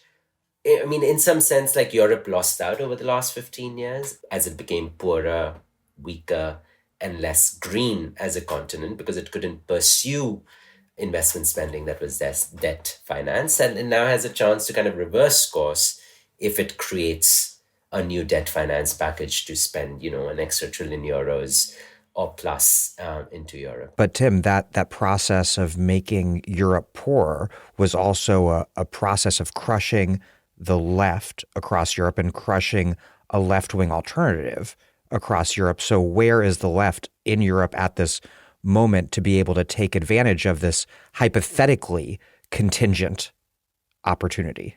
I mean, I think it was self-destructive. If you're the European bourgeois and you're a bank, you're an investment bank, you're a company that sells stuff in Europe, you're a owner of the stock markets in Europe, you got poorer. There's no economic logic to European austerity macroeconomic position in the 2010s. The European bourgeois got poorer. But there's a political logic, which is to crush the left. Yeah, I agree with that. I mean, I think I've already said what I think of the political context, and I don't think there's huge positive potential in kind of seizing that moment where there's a bit a looser understanding of what expenditures should be about and so on, and perhaps a bit more appetite for increased public spending. But again, the question of this military and security imperative is something that allows establishing this crude distinction between where we can make those exceptions and where we shouldn't make those exceptions in terms of public expenditures. And I think it would be very easy for ruling elites to reconcile those two things together by saying we're absolutely fine with a bit of even deficit spending, if you will, Tim, to fund military expenditures, but that they would be happy with that being compensated by austerity on some other front. So that's one thing. And then I'm also quite skeptical of the idea that there are strong synergies between the green sectors that we would want investment to channel to and military sectors. If you look at the French case, where yes, you still have an extremely sophisticated industrial and manufacturing sector, that sector, the French industrial sector, has been extremely lopsided and geared towards the military-industrial complex since its inception, basically. And it's actually proving to be a problem over the long term. So some French economists explain the problems of French industry by their reliance on, or their structural dependencies on their heart on the military-industrial complex. And so this kind of this renewal of investment in terms of military spending and so on, even if it fosters a form of industrialization, might only worsen those problems. And it also kind of relies on the assumption that an expensive plan of expenditures might deliver real gains in terms of industrialization, in terms of employment creation, growth. Right. These are extremely capital-intensive sectors, both green and defense. They rely more on machines than on people. And therefore, if you just spend more on capital-intensive stuff, it's not necessarily going to create jobs. It might create higher productivity, it might create higher profits, and then you can fight over the distribution of those profits and productivity, but it's not necessarily going to be a jobs-rich sector, which just remains the service economy, which is 80-90% of where most people work. Yeah, right. Politically, it would be an impasse just to bet too much on the notion of military spending as something that would open the door for other forms of spending for us. I think it's a dangerous one. And yeah, I mean, I'm not at all saying this is not a dangerous terrain. It's just like, this is where European elites are taking the European project. They are going to do this. Is this a terrain on which we have to organize ourselves to fight on? For the last 15, 20 years, we have organized ourselves in the zero-sum, sluggish growth, low investment, high inequality terrain. This is not a small short-term shock. This seems like a sustained 10 or 20-year push to resurrect a military instrument inside Europe with standing armies in half a dozen countries to recreate, I don't know, something like 400, 500,000 men in a European army are the estimates coming out from Brussels, something like 400, 500 billion euros of annual military spending, not just for a year or two, but sustained push for 10 or 15 years. So it just seems to me this is the new terrain of politics in Europe. That requires us to have different national European politics and then a European foreign policy and so on. But basically, the European political economy is just going to look very different for the next 2 decades. Of course, you're right that this is the terrain that is shaping up. But I'm just a bit cautious about accepting a bit too much the terms which are offered to us. And before we move on, Ilias, from Europe, what's your assessment of what seems like a fairly defeated left across the continent, with some exceptions and unevenness? What's your assessment of the various lefts across the continent, their abilities to meet this moment and navigate this complicated and potentially dangerous terrain? The promising avenues that have been explored in the recent past in a country like France, for instance, around the idea of ecological planning, creating a vision of the future, which was a positive one, which was one supposed to entice the youth and build a platform that would align interests across social groups, including across classes, workers, educated youth, middle-class people, and so on. I mean, some of that has delivered some success, but it's also been ultimately defeated by by the liberals and social democratic forces. So that sounded to me like an interesting strategy to have, and what that made a lot of sense given the context of the past few years. But now that there's this military and security question on the table, I'm not sure how to, and if we should, in fact, do something about our policy platforms, our projects. I mean, I'm very worried about embracing a bit too much the terms which are offered to us as we want to engage with this terrain. I mean, perhaps just making the case for peace is also important there. And I don't know if we can sustain the two positions, right? Like calling for peace as an internationalist project, and at the same time trying to leverage the renewed enthusiasm about military spending and trying to harness that towards climate goals. I just don't know if you can do those things. No, I think it's extremely difficult, and I really want European comrades to think long and hard about this. I mean, the thing that I'm kind of terrified about now is the attack mode that the conservatives will go after Greens and the left by saying, look, you guys want your freaking heat pumps while these Russian troops are going to murder us and assault us, right? So you suddenly get an attack line that basically says the Greens and various sort of peace parties in Europe are holding us hostage just because they want houses and heat pumps. I'm just sort of ventriloquizing the attack that is going to appear on the left. And they'll say, and here are Russian troops that have invaded Ukraine. They might re-invade Ukraine after a ceasefire, maybe in 2 or 3 years. And if we don't have a European army to push back, the Americans aren't coming for help, etc., etc. And therefore, peace parties and the left are holding us hostage and allowing the Russians to sort of take over the continent. And if that happens, is that something that resonates with the working classes, with the middle classes in the key countries? I don't know. And if it does resonate, then you might imagine the electoral fortunes of the left get further dimmed. Alongside the fiscal revolution in Europe is another one, a really potentially important one, that appears set to take off in China. What is this new direction on investment and on boosting consumer demand that China's contemplating to deal with some really deep-seated problems around real estate and debt that have accumulated over the years?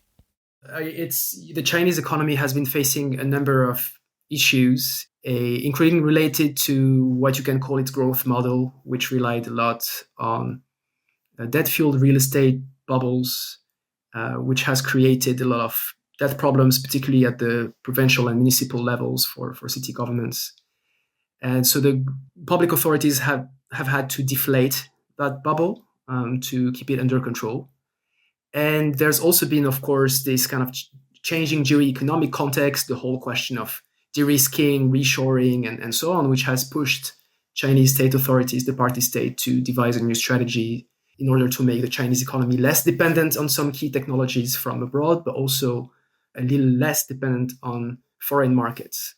Not completely, of course. I mean, the Chinese economy is this huge economy at the core of the world economy, and so you can't just decide overnight to not depend anymore on those global markets. But to foster a form of controlled rebalancing a bit by, as you said, Dan, trying to boost domestic demand a bit more. But this, of course, requires deep political economy changes, and there's been a lot of resistance on the part of some elites in China to that, in the sense that the whole economic model was predicated upon repressing consumption domestically to some considerable extent. And when, with the move from the Maoist economy to a liberal one, there's been a gradual retrenchment of social spending and the welfare state and so on. So the kind of rebalancing that is currently being discussed would suggest something pretty radical. And there's been, I think, several attempts over the past few years to take a few steps in that direction, but not to the extent that has really transformed the economy itself. Where there's been a bit of movement is by shifting the sector which have received the more investments as drivers of the economy from real estate to so-called kind of technologically advanced sectors, advanced manufacturing, and so on, where yes, there's been evidence that those sectors are now acting more as of an engine for the Chinese economy. I mean, the rebalancing inside China is something that has started since the 2008 crash. Like we began this sort of discussion thinking through the long-term effects of the 2008 crash. Well, one of the biggest ones was a shift from China's, not its full growth model, but a shift in its emphasis from relying upon Western demand inside US and Europe and towards more domestic investment and domestic consumption post 2008. So if you look at the share of exports in Chinese GDP in the 90s and 2000s, it's a much larger share than it is now. So over the last 15 years, the Chinese have been steadily rebalancing more towards domestic consumption and investment, and their growth in that sense is no longer dependent upon exports to the West. It's much more of a domestically oriented economy. But the way that it was domestically oriented post 2008 crash, I mean, their sort of version of it was, look, if the West is no longer buying our stuff, we have to rely upon internal investment and demand. Well, what are we going to invest in? And the Chinese party state, well, we are going to invest in giant cities to house 500 million peasants that are moving into Chinese cities and need a place to stay. So it started this enormous, like the greatest real estate sort of property investment boom in world history. And, you know, if you guys remember those stats, if China poured more cement into its country between 2009 and 11 in 3 years than the United States did in all of the 20th century inside the United States. And if we look outside, there's a lot of cement in America. So just imagine the amount of real estate sector. And that real estate sector is not a small chunk of the economy. It's like 40-50% because there's so many multipliers in real estate, you know, the steel, the copper, the wires, the furniture, etc., etc. And then the affluent Chinese homeowners then spend their housing wealth into the internal economy. So that just became a gigantic growth engine for China from 2008 onwards. And the economy sort of remained very domestically. All of its growth features are domestic. But then the big shift that Ilias is talking about is this sort of like growth has been steadily reducing over the last 15 years from 10% to 5% now. And secondly, that growth has shifted from just the real estate sector towards what they call the new three sectors, which is EVs, batteries, and solar. And these industries have received an enormous amount of fiscal help from the government on the supply side to stand up new plants and factories from COVID onwards. And the real estate sector has been cut down and shrank down, and banks have been told not to issue new loans to that sector. Property developers like Evergrande have been sort of constrained, and the entire real estate sector is now smaller. And that just meant that China entered into a mini recession from that time onwards, because if you shrink this gigantic sector and you create a new three sectors, it's a question of pluses and minuses, right? If your minus on this side is so big, then no matter how big your plus on the new three, it's not enough to compensate. And that's led to these sort of debt deflationary, recessionary kind of tendencies and low growth kind of tendencies inside China. And the big question is, do they just rely upon spending money on those factories, or do they actually give money into people's pockets and into those indebted local governments' pockets that really were dependent upon real estate sort of income? And that's been the big question. Are they not going to do that? And it's been like this 3-4 year dance of will it not happen? And from the most recent work plan submitted to the National People's Congress just a week ago, they at least say that we are attempting to allow local governments that are currently impoverished to issue more spending on their own balance sheet. We are trying to put money into people's pockets, into consumers' pockets. We realize that this is a recession that requires us to lift domestic consumption. And we just don't know if it's big enough. And, you know, we are going to have to find that out over the next year, or perhaps more informed people than the two of us already have good assessments. But this would be an enormous rebalancing of the world economy if China truly is able to lift domestic consumption. And the reason it's been so difficult to do is exactly sort of what Ilias said, is that the winners of the old last 40 years, frown down upon changes to the growth model. But more importantly, the party thinks that if it gives money into local governments' pockets and into people's pockets, it's losing hold of the investment function inside China that falls out of the grip of the party into society at large, and that in some sense will reduce the political power of the party, and that basically is something that they resist. So we don't know whether it truly is going to be a growth shift inside China. But if it does, it would basically mean China's growth is very internally dependent and the economy just becomes sort of less dependent upon the West. Yeah, absolutely. And just one more point on this, it's still an open question to me, the extent to which a government can significantly boost domestic consumption when you have those astronomical levels of youth unemployment. So, how is this going to be? How can you boost domestic consumption in a sustainable way, or over the medium term at least, when you have such high rates of unemployment? I mean, I think that the newest work plan is all about that. Oh my God, there's too many unemployed people in cities. We need to create jobs for them, right? So they have all of these like huge job targets for exactly that reason. And it's good to see the party like wake up to its actual problems and come up with the solution. Whether it's big enough is anybody's guess. Yeah, that's interesting because those figures weren't even public until recently, I guess. Yeah, no, this is just literally, as of the last week, they said we are really, I mean, I don't think they mentioned the youth unemployment rate, but they just say we want to create jobs in cities.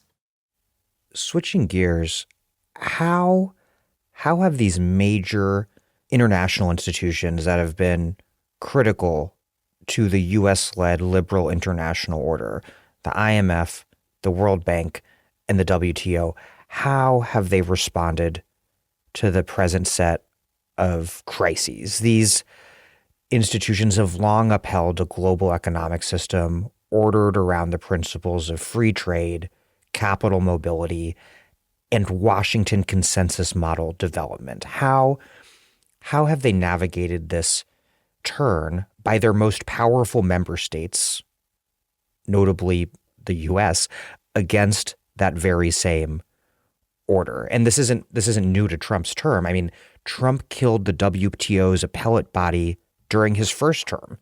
And as a result, WTO rulings have been essentially unenforceable since then. Yes, I think there's at least two things to say here. One is that those international institutions, are profoundly liberal. Their function is to try and foster the free flow of trade, services, capital, and so on. So they're deeply committed to this project. As a result of that, they are deeply concerned at the moment about what they call the risks of geoeconomic fragmentation, which, of course, would be a function of all of these things that we've discussed during our conversation. So they're very concerned about that and are sort of adapting their policy prescriptions and the work they do to try and protect the gains, what they consider to be the gains from the previous period of peak globalization in a sort of defensive way. They see their role now as kind of protectors or guarantors of this order. The second thing they're quite concerned about is indeed this so-called new state capitalism, where you have, as I explained earlier, this reinvention of the state's role as industrial policy actor, as owner of capital and asset, as investor, shareholder, and so on and so forth. And this is posing all sorts of problems from the perspective of those institutions, insofar as the rules and norms of global governance were not designed to accommodate a lot of state ownership, for instance. And so when you get sovereign wealth funds, when you get state enterprises which become transnational actors, engaged in global trade, global investment, and so on, that creates all sorts of frictions because the rules were not designed to accommodate those kind of actors. That also creates frictions in the sense that corporate and state actors on the receiving end of those investments start to kind of doubt that those investments are actually economically motivated and become increasingly concerned that, in fact, those investments are politically or geopolitically motivated. And so there might be a sort of protectionist pushback against those investments and trade relations, which is precisely what brings us back to the first concern of those liberal international organizations, which is that they want to maintain this international trade and investment order, which they consider to be beneficial to the world economy. So as a result of those two concerns, they've, as I suggested earlier, quite significantly adjusted the kind of work they do. So the knowledge they produce, the data they produce, the reports, their research, their policy prescriptions to developing countries. They're kind of accepting that industrial policy is here to stay, that state ownership is here to stay. And this is because we have this tense geopolitical context, we have this climate crisis, there's those national security concerns, and that states will engage with those policy tools. And so now the point of those liberal international institutions is not to say that those policy instruments and corporate entities should disappear, they should be privatized and so on and so forth. Now, what they're doing is that they should be managed like comparable private sector entities. So, if you're the government of a developing country, you might stick to your sovereign wealth fund, you might keep your multiplicity of policy banks and state enterprises, as long as those are managed like good, well-governed transnational corporations. Profit orientation or commercial orientation, broadly speaking, not engaging in uncompetitive behaviors, and those kind of concerns. So you get a sort of shift in the policy positions and stances of those organizations, which reflect this new geoeconomic context.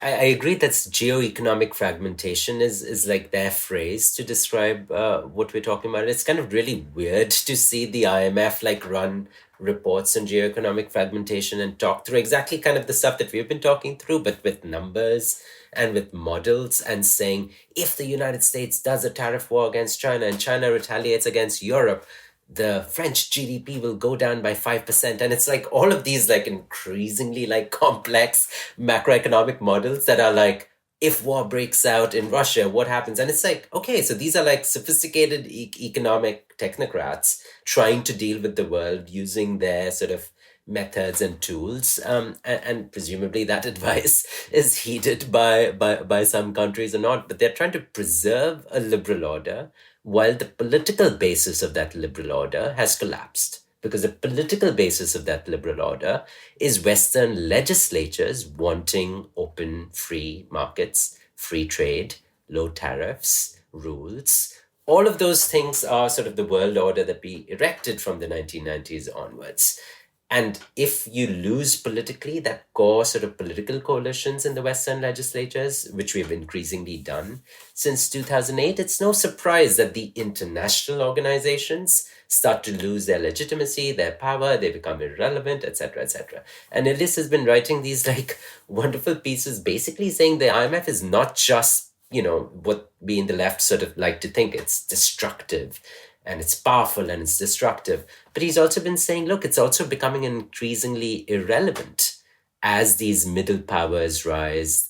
They have deliberately, if you think about from the 1998 Asian financial crisis, East Asian countries, Southeast Asian countries have sort of tried to preserve their autonomy against the IMF. They do not want the person, the bureaucrat from DC, coming to their finance ministries and telling them how to run their country, telling them to slash their health budget, education budgets, privatize everything, etc., etc. So what did they do? Well, they decided to earn some dollars on the world market so that they could never have to go hat in hand to the IMF for emergency dollars. And they changed their growth models. Like all of East Asia, Southeast Asia were like, let's become an exporter of manufactured goods so that we can earn dollars. Let's, in the case of Indonesia or Brazil, let's earn dollars by selling our commodities. In the case of India, let's earn dollars by selling our technological services and consulting and so on. So a large set of middle actors have emerged in the last 20 years that never have to go to the IMF. So who does have to go to the IMF in the last 20 years? It's a lot of poorer sovereigns, which is like 100 countries on the planet that did not execute that export-led sort of model. And it's largely in Africa, in the poorer countries in Asia. And then the giant wards of the IMF have always been like 3 countries, Egypt, Pakistan, Ukraine now, but there's like 2 or 3 countries, and they're still very much subject to the Washington And they're still consensus, very much and are subject, yeah. facing. You wrote somewhere the worst debt crisis since the 1980s.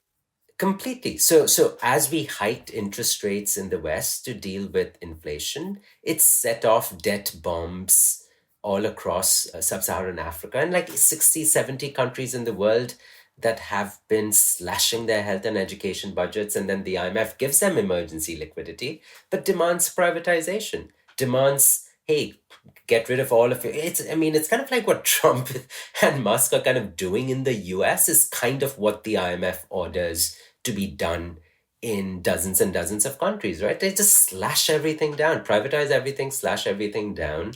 And that's been the bitter medicine doled out to 60, 70 countries. And it's no wonder that we've had a new wave of IMF riots and debt protests. And, Kenya was a famous case. Sri Lanka was another case.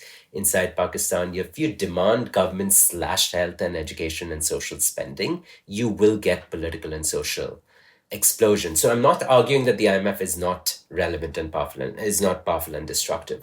All I'm saying is there's two different sets of actors. One is weaker countries that do not have a war chest of dollars to protect their autonomy. And two is this middle income sort of countries and middle powers that have earned enough dollars to never have to go to the IMF. And they have two very different sort of statuses.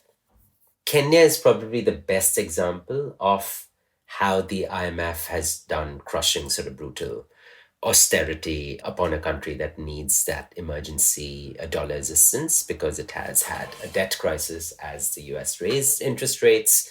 The amount of money spent upon interest rate expenditures by countries like Kenya dramatically increased.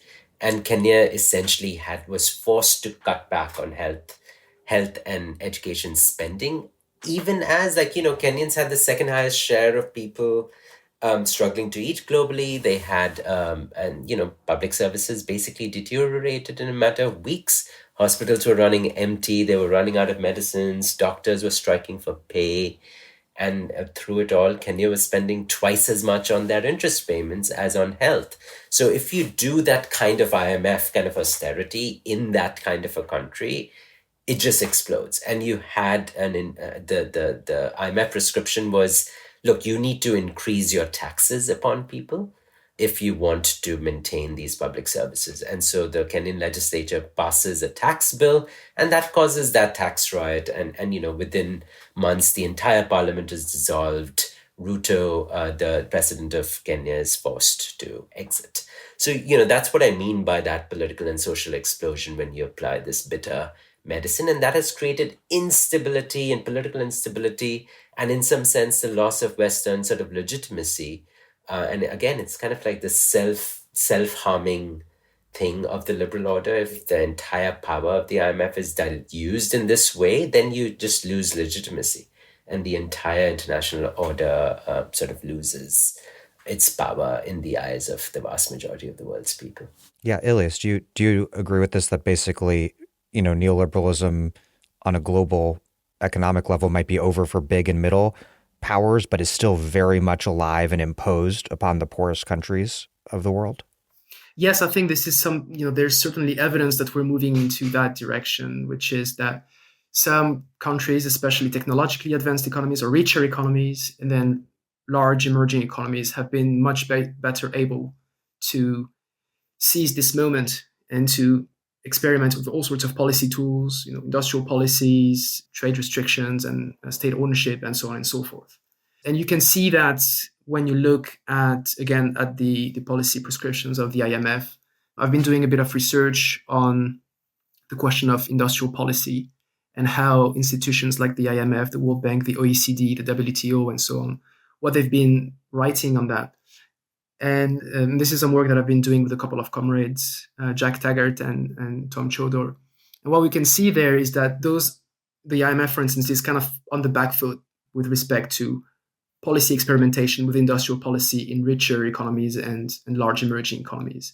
And it's basically saying, okay, those things are here to stay, and we must accept that those countries will continue to experiment with those policy tools. They are a bit harsher with poorer countries, where they're basically making the argument that those countries are, in fact, don't have enough state capacity to do those things well, and they don't have the fiscal resources to do it well, and therefore they should not engage in industrial policy. So you can see this kind of unfair treatment between the more powerful and the less powerful countries. And you can also see that, in fact, the reason they're doing all that is to try and keep things under control and to try and discipline this kind of policy experimentation going on. So they're accepting that there's movement, and for the reasons that we've discussed, countries are intervening more and are boosting their roles as industrial policy actors. But they also want to try and keep these under control, again, to prevent the whole thing from unraveling and for spinning out of control. How are the poorest global South countries? We've been talking about what they've been experiencing under the boot of neoliberal IFIs. But how are they navigating this all? Everything from the debt crisis to the economic war with Russia to the new Cold War with China. And is there anything like the vision that once existed, the third worldist vision that once existed for an NIEO, a new international economic order? Ilias, you mentioned before this idea of polyalignment, a sort of new take on non-alignment is back. But it doesn't seem to me, anywhere close to the same sort of ideological or political coherence and force that decolonial, post-colonial third worldism did. I think that's absolutely right.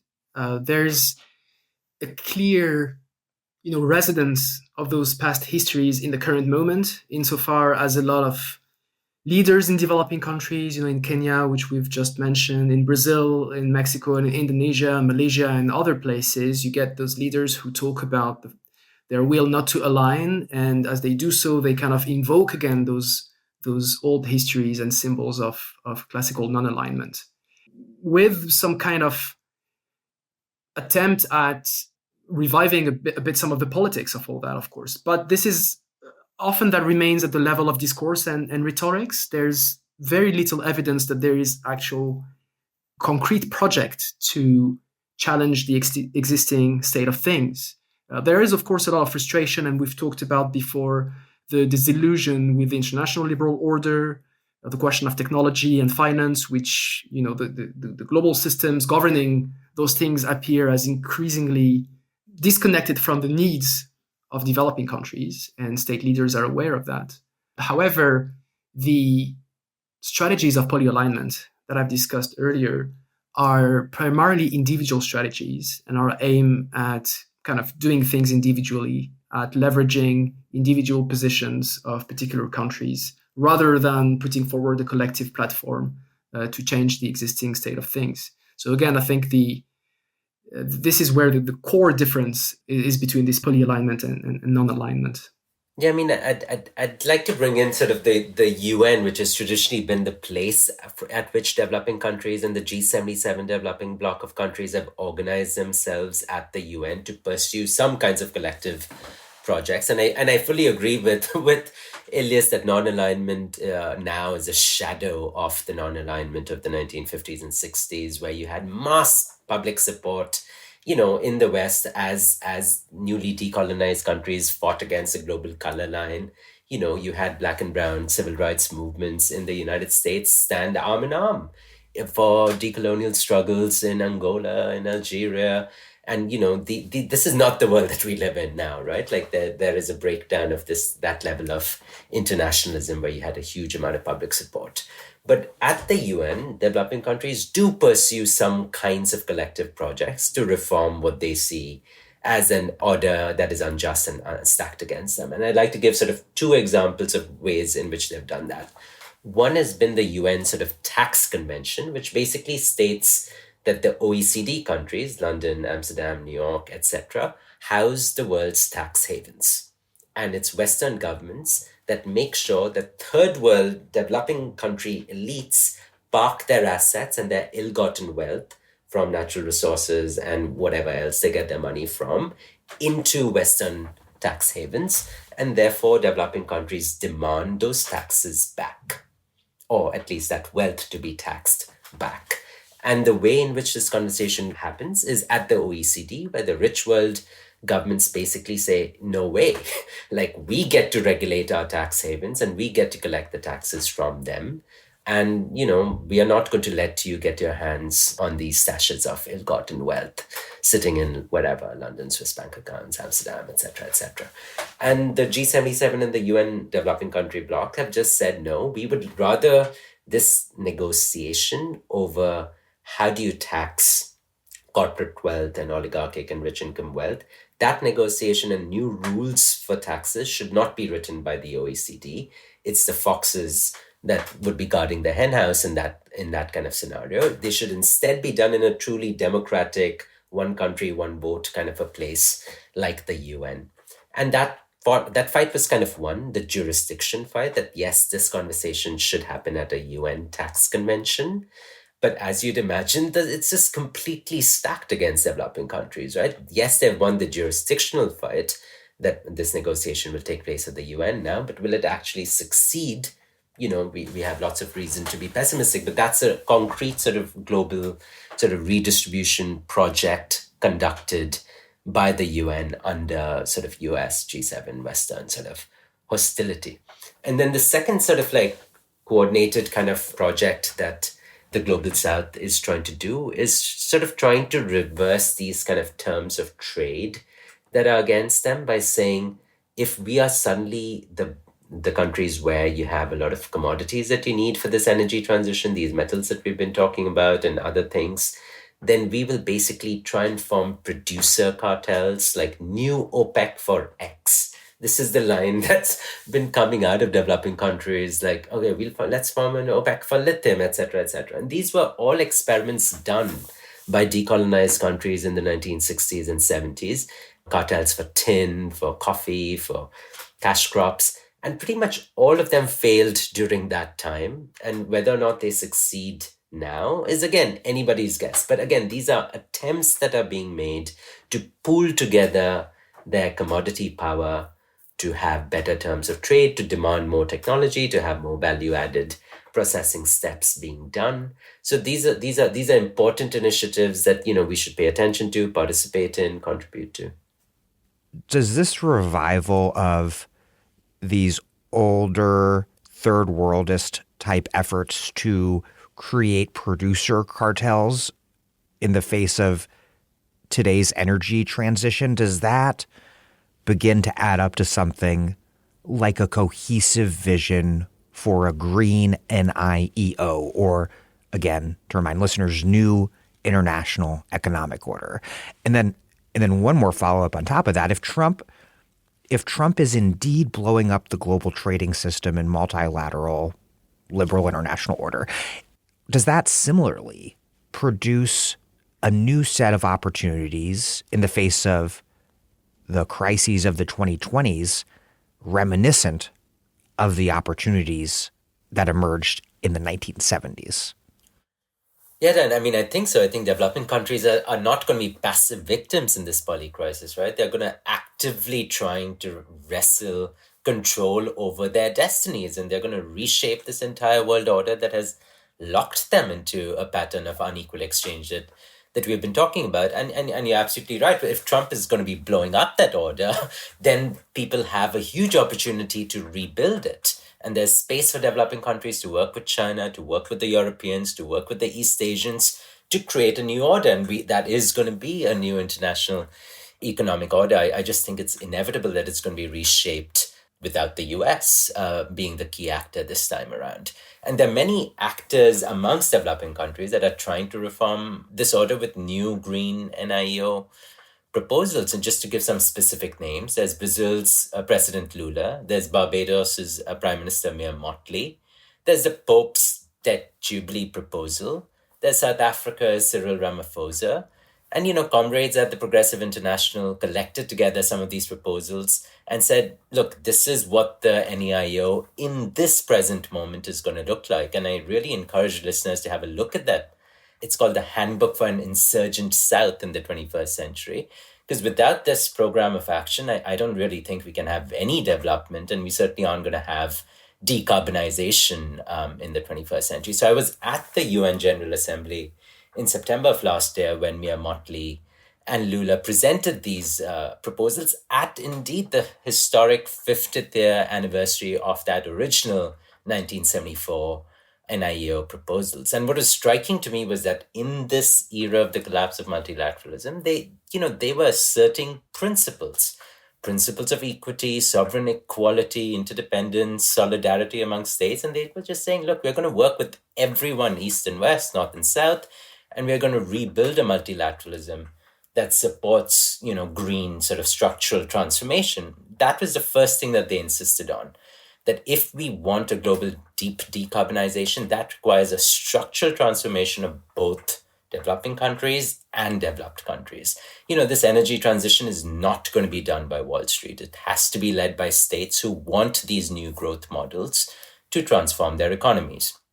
And the second thing that they insisted on is decarbonization is going to require manufacturing. It's going to require, a billion machines to replace the stock of, cars, engines, turbines, furnaces that we have. And UNCTAD, which was set up to help developing countries reform this order, UNCTAD estimates that all of these 17 sort of new green frontier technologies is going to be a market of $10 trillion by 2030. And so far, it's rich countries in China that are seizing most of that value. But where this manufacturing takes place is absolutely going to shape the political economy of every single country. And so you have this complete return of the question that the NIEO posed in the 1970s was, what is the distribution of economic power in the world going to look like? And what's that global division of labor going to look like? And Lula, at that event, he was speaking on behalf of the entire G77 coalition of developing countries. And he said, and I'm quoting here, he said, we cannot accept a green neocolonialism that imposes trade barriers and protectionist policies under the pretext of protecting the environment.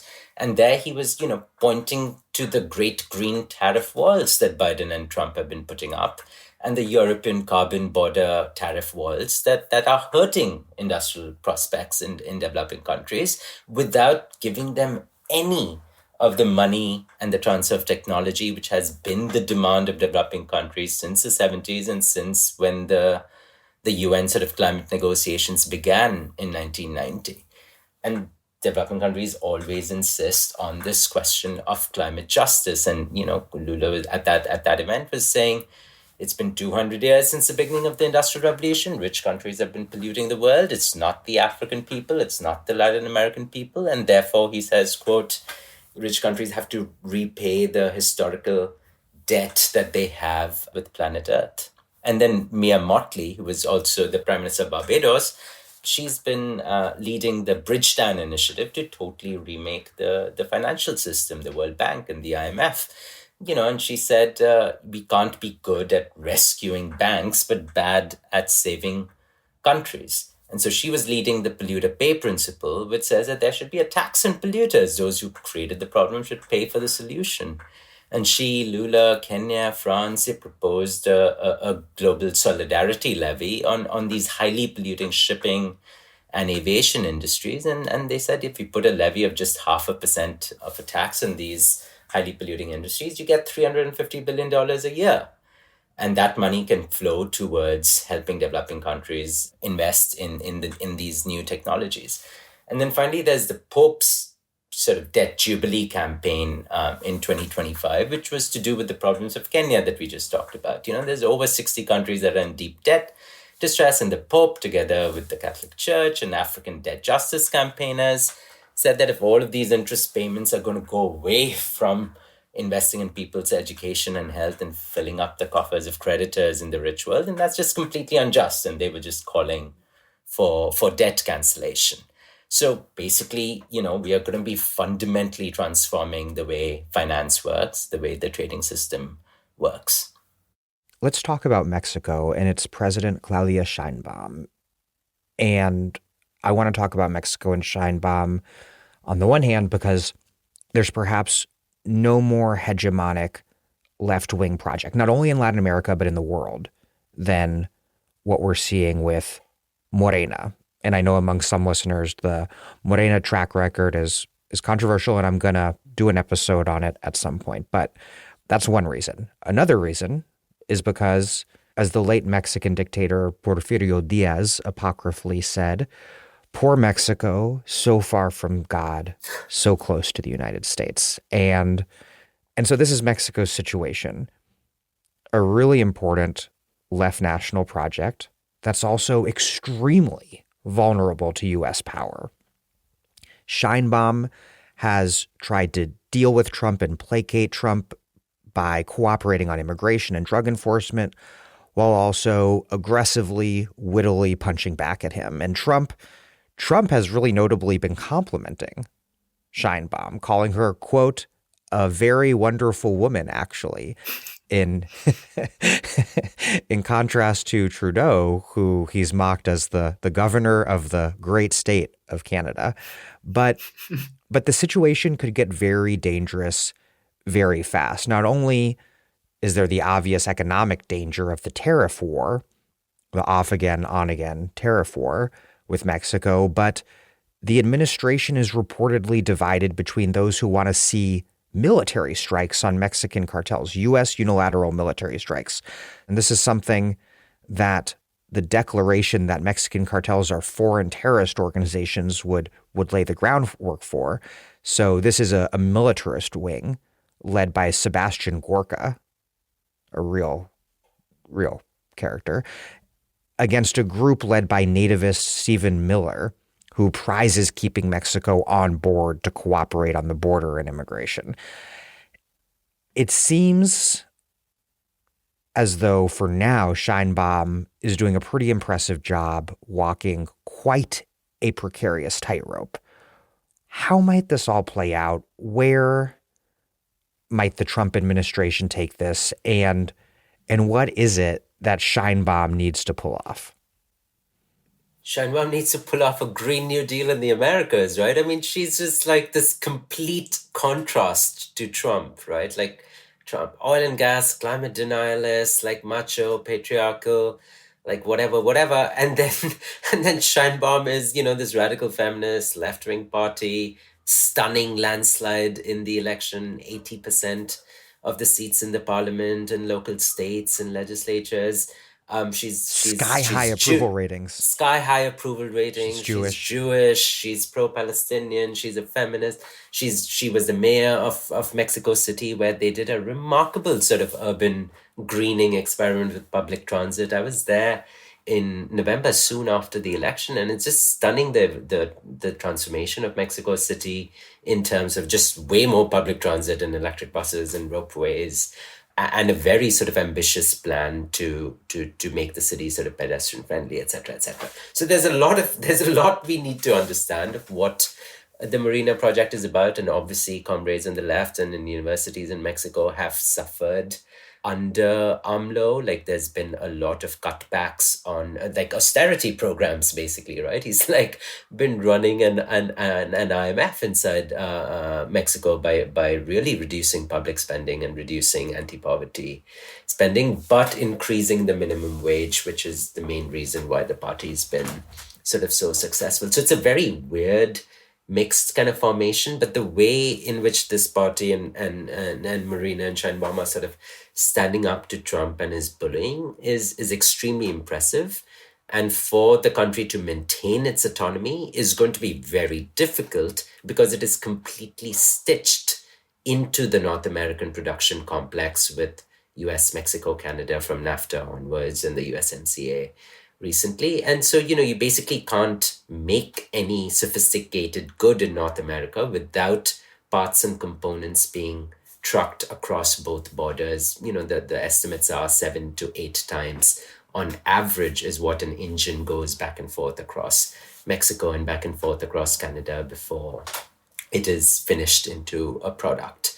This is a production complex that simply cannot withstand tariffs of 25%. And it is, we just have to sort of like come to terms with the fact that the Mexican economy is completely integrated with the US economy and cannot be decoupled. And we just have to think about our politics as the Americas together.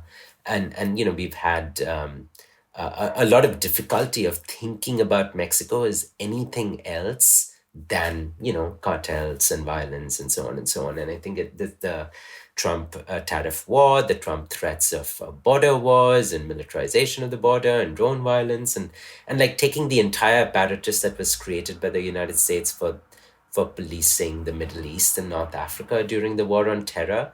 These guys have a plan to do that in Mexico. And you're like, that sounds completely insane. But that is what they want. They want to to sort of drone strike and assassinate the cartel complex and the sort of ungovernable parts of Mexico from the air, and which would be just completely catastrophic for the entire continent. If what we're seeing with Trump 2.0 is a sort of revived Monroe Doctrine and this reassertion of imperial power in the direct vicinity of the US, Canada and Mexico being the obvious victims of that, then to what extent can this be compatible with Mexico engaging in the form of polyalignment strategy of the type that we've discussed earlier? There seems to be a major contradiction between those two things, and incompatibility at least. So we'll see how this develops. I mean, I had a really interesting conversation with experts in industrial policy and technological and production clusters and so on, both of whom are Mexican, in fact. And that was before Trump was elected. And we're talking about the threats of tariffs on the part of Trump, who was a candidate at the time, but also the Biden administration and Kamala Harris were talking about the risks that Mexico would be a backdoor for Chinese exporters to then ship products, cars and other things to the US. And those were also kind of thinking about tariffs. And those two economists were just saying, well, this is bullshit. They will never do that, precisely because of what you just said, Tim, the fact that the production system of Mexico is so tightly integrated into the American one and vice versa, and that imposing those tariffs would be an obvious act of self-sabotage. And so why would the US do that? But we've still seen both threats, right? I mean, so far, there's been this sort of little game of announcing those tariffs and then not deploying them and kind of playing along those. Well, I mean, and the stock market has been crashing. Yeah, over each the time, last and 2 months as they periodically wake up to the fact that he's for real. Yeah, and markets seem to be losing patience as well with this kind of little game. But so the question is that is this just a sort of a demonstration of raw power, or is there some sort of strategy behind that? I'm unsure. We'll have to see how that happens. But if there is indeed an attempt on the part of the American state from really preventing Mexico from engaging with, say, Chinese business firms and partners, then it's really unclear what would be the implications of that, including for the American economy, of course. And, I want to emphasize that there's this is a very serious set of binds that Scheinbaum and Mexico are in.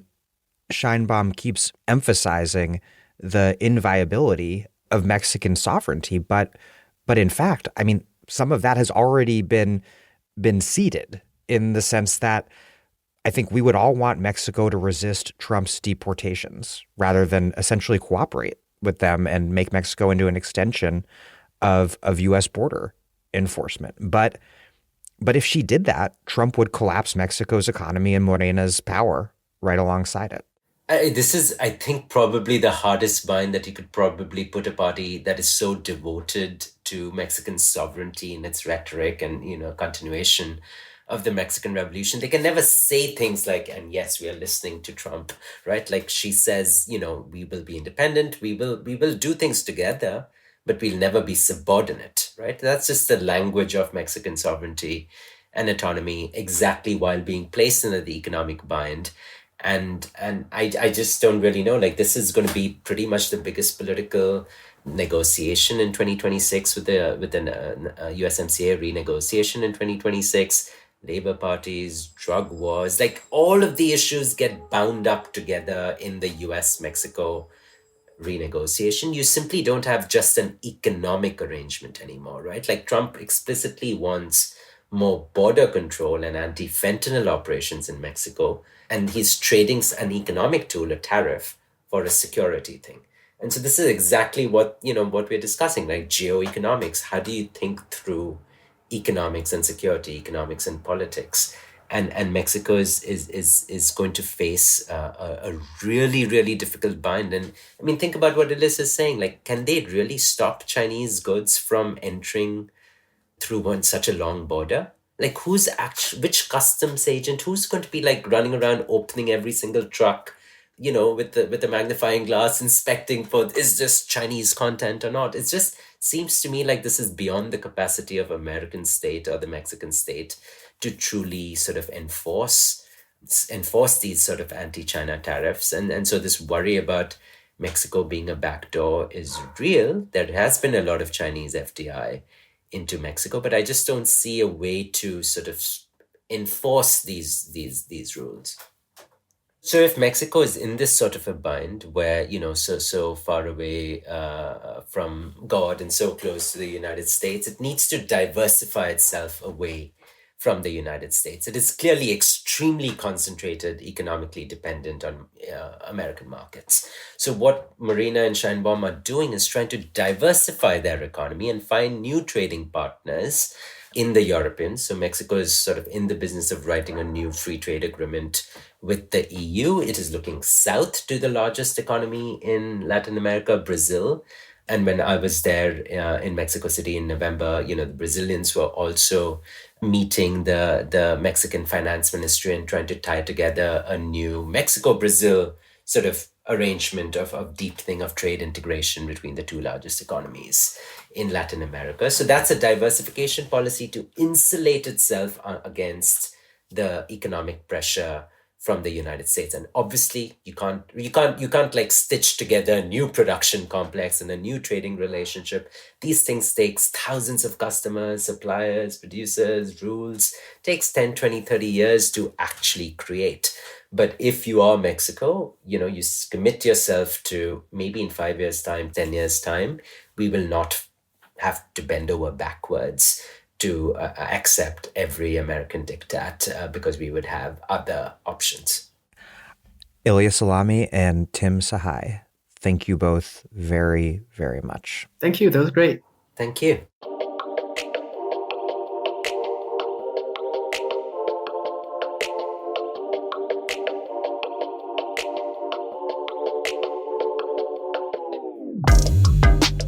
That was the second in a two-part series with Ilias Alami and Tim Sahay. Tim Sahay is the co-editor with Kate McKenzie of The Polycrisis, a publication at Phenomenal World that focuses on the political economy of climate with an emphasis on the global south. He's also the co-director of the Net Zero Industrial Policy Lab at Johns Hopkins University.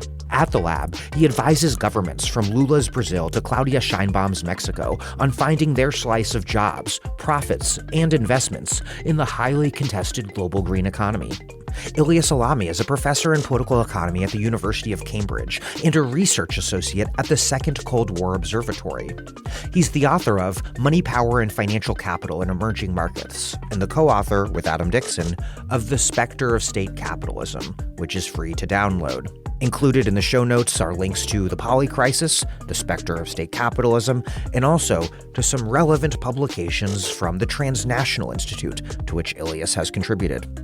Thank you for listening to The Dig from Jacobin Magazine. As Marx once said, after noting that the bourgeoisie has, through its exploitation of the world market, given a cosmopolitan character to production and consumption in every country. To the great chagrin of reactionists, it is drawn from under the feet of industry, the national ground on which it stood. All old established national industries have been destroyed or are daily being destroyed. They are dislodged by new industries, whose introduction becomes a life and death question for all civilized nations.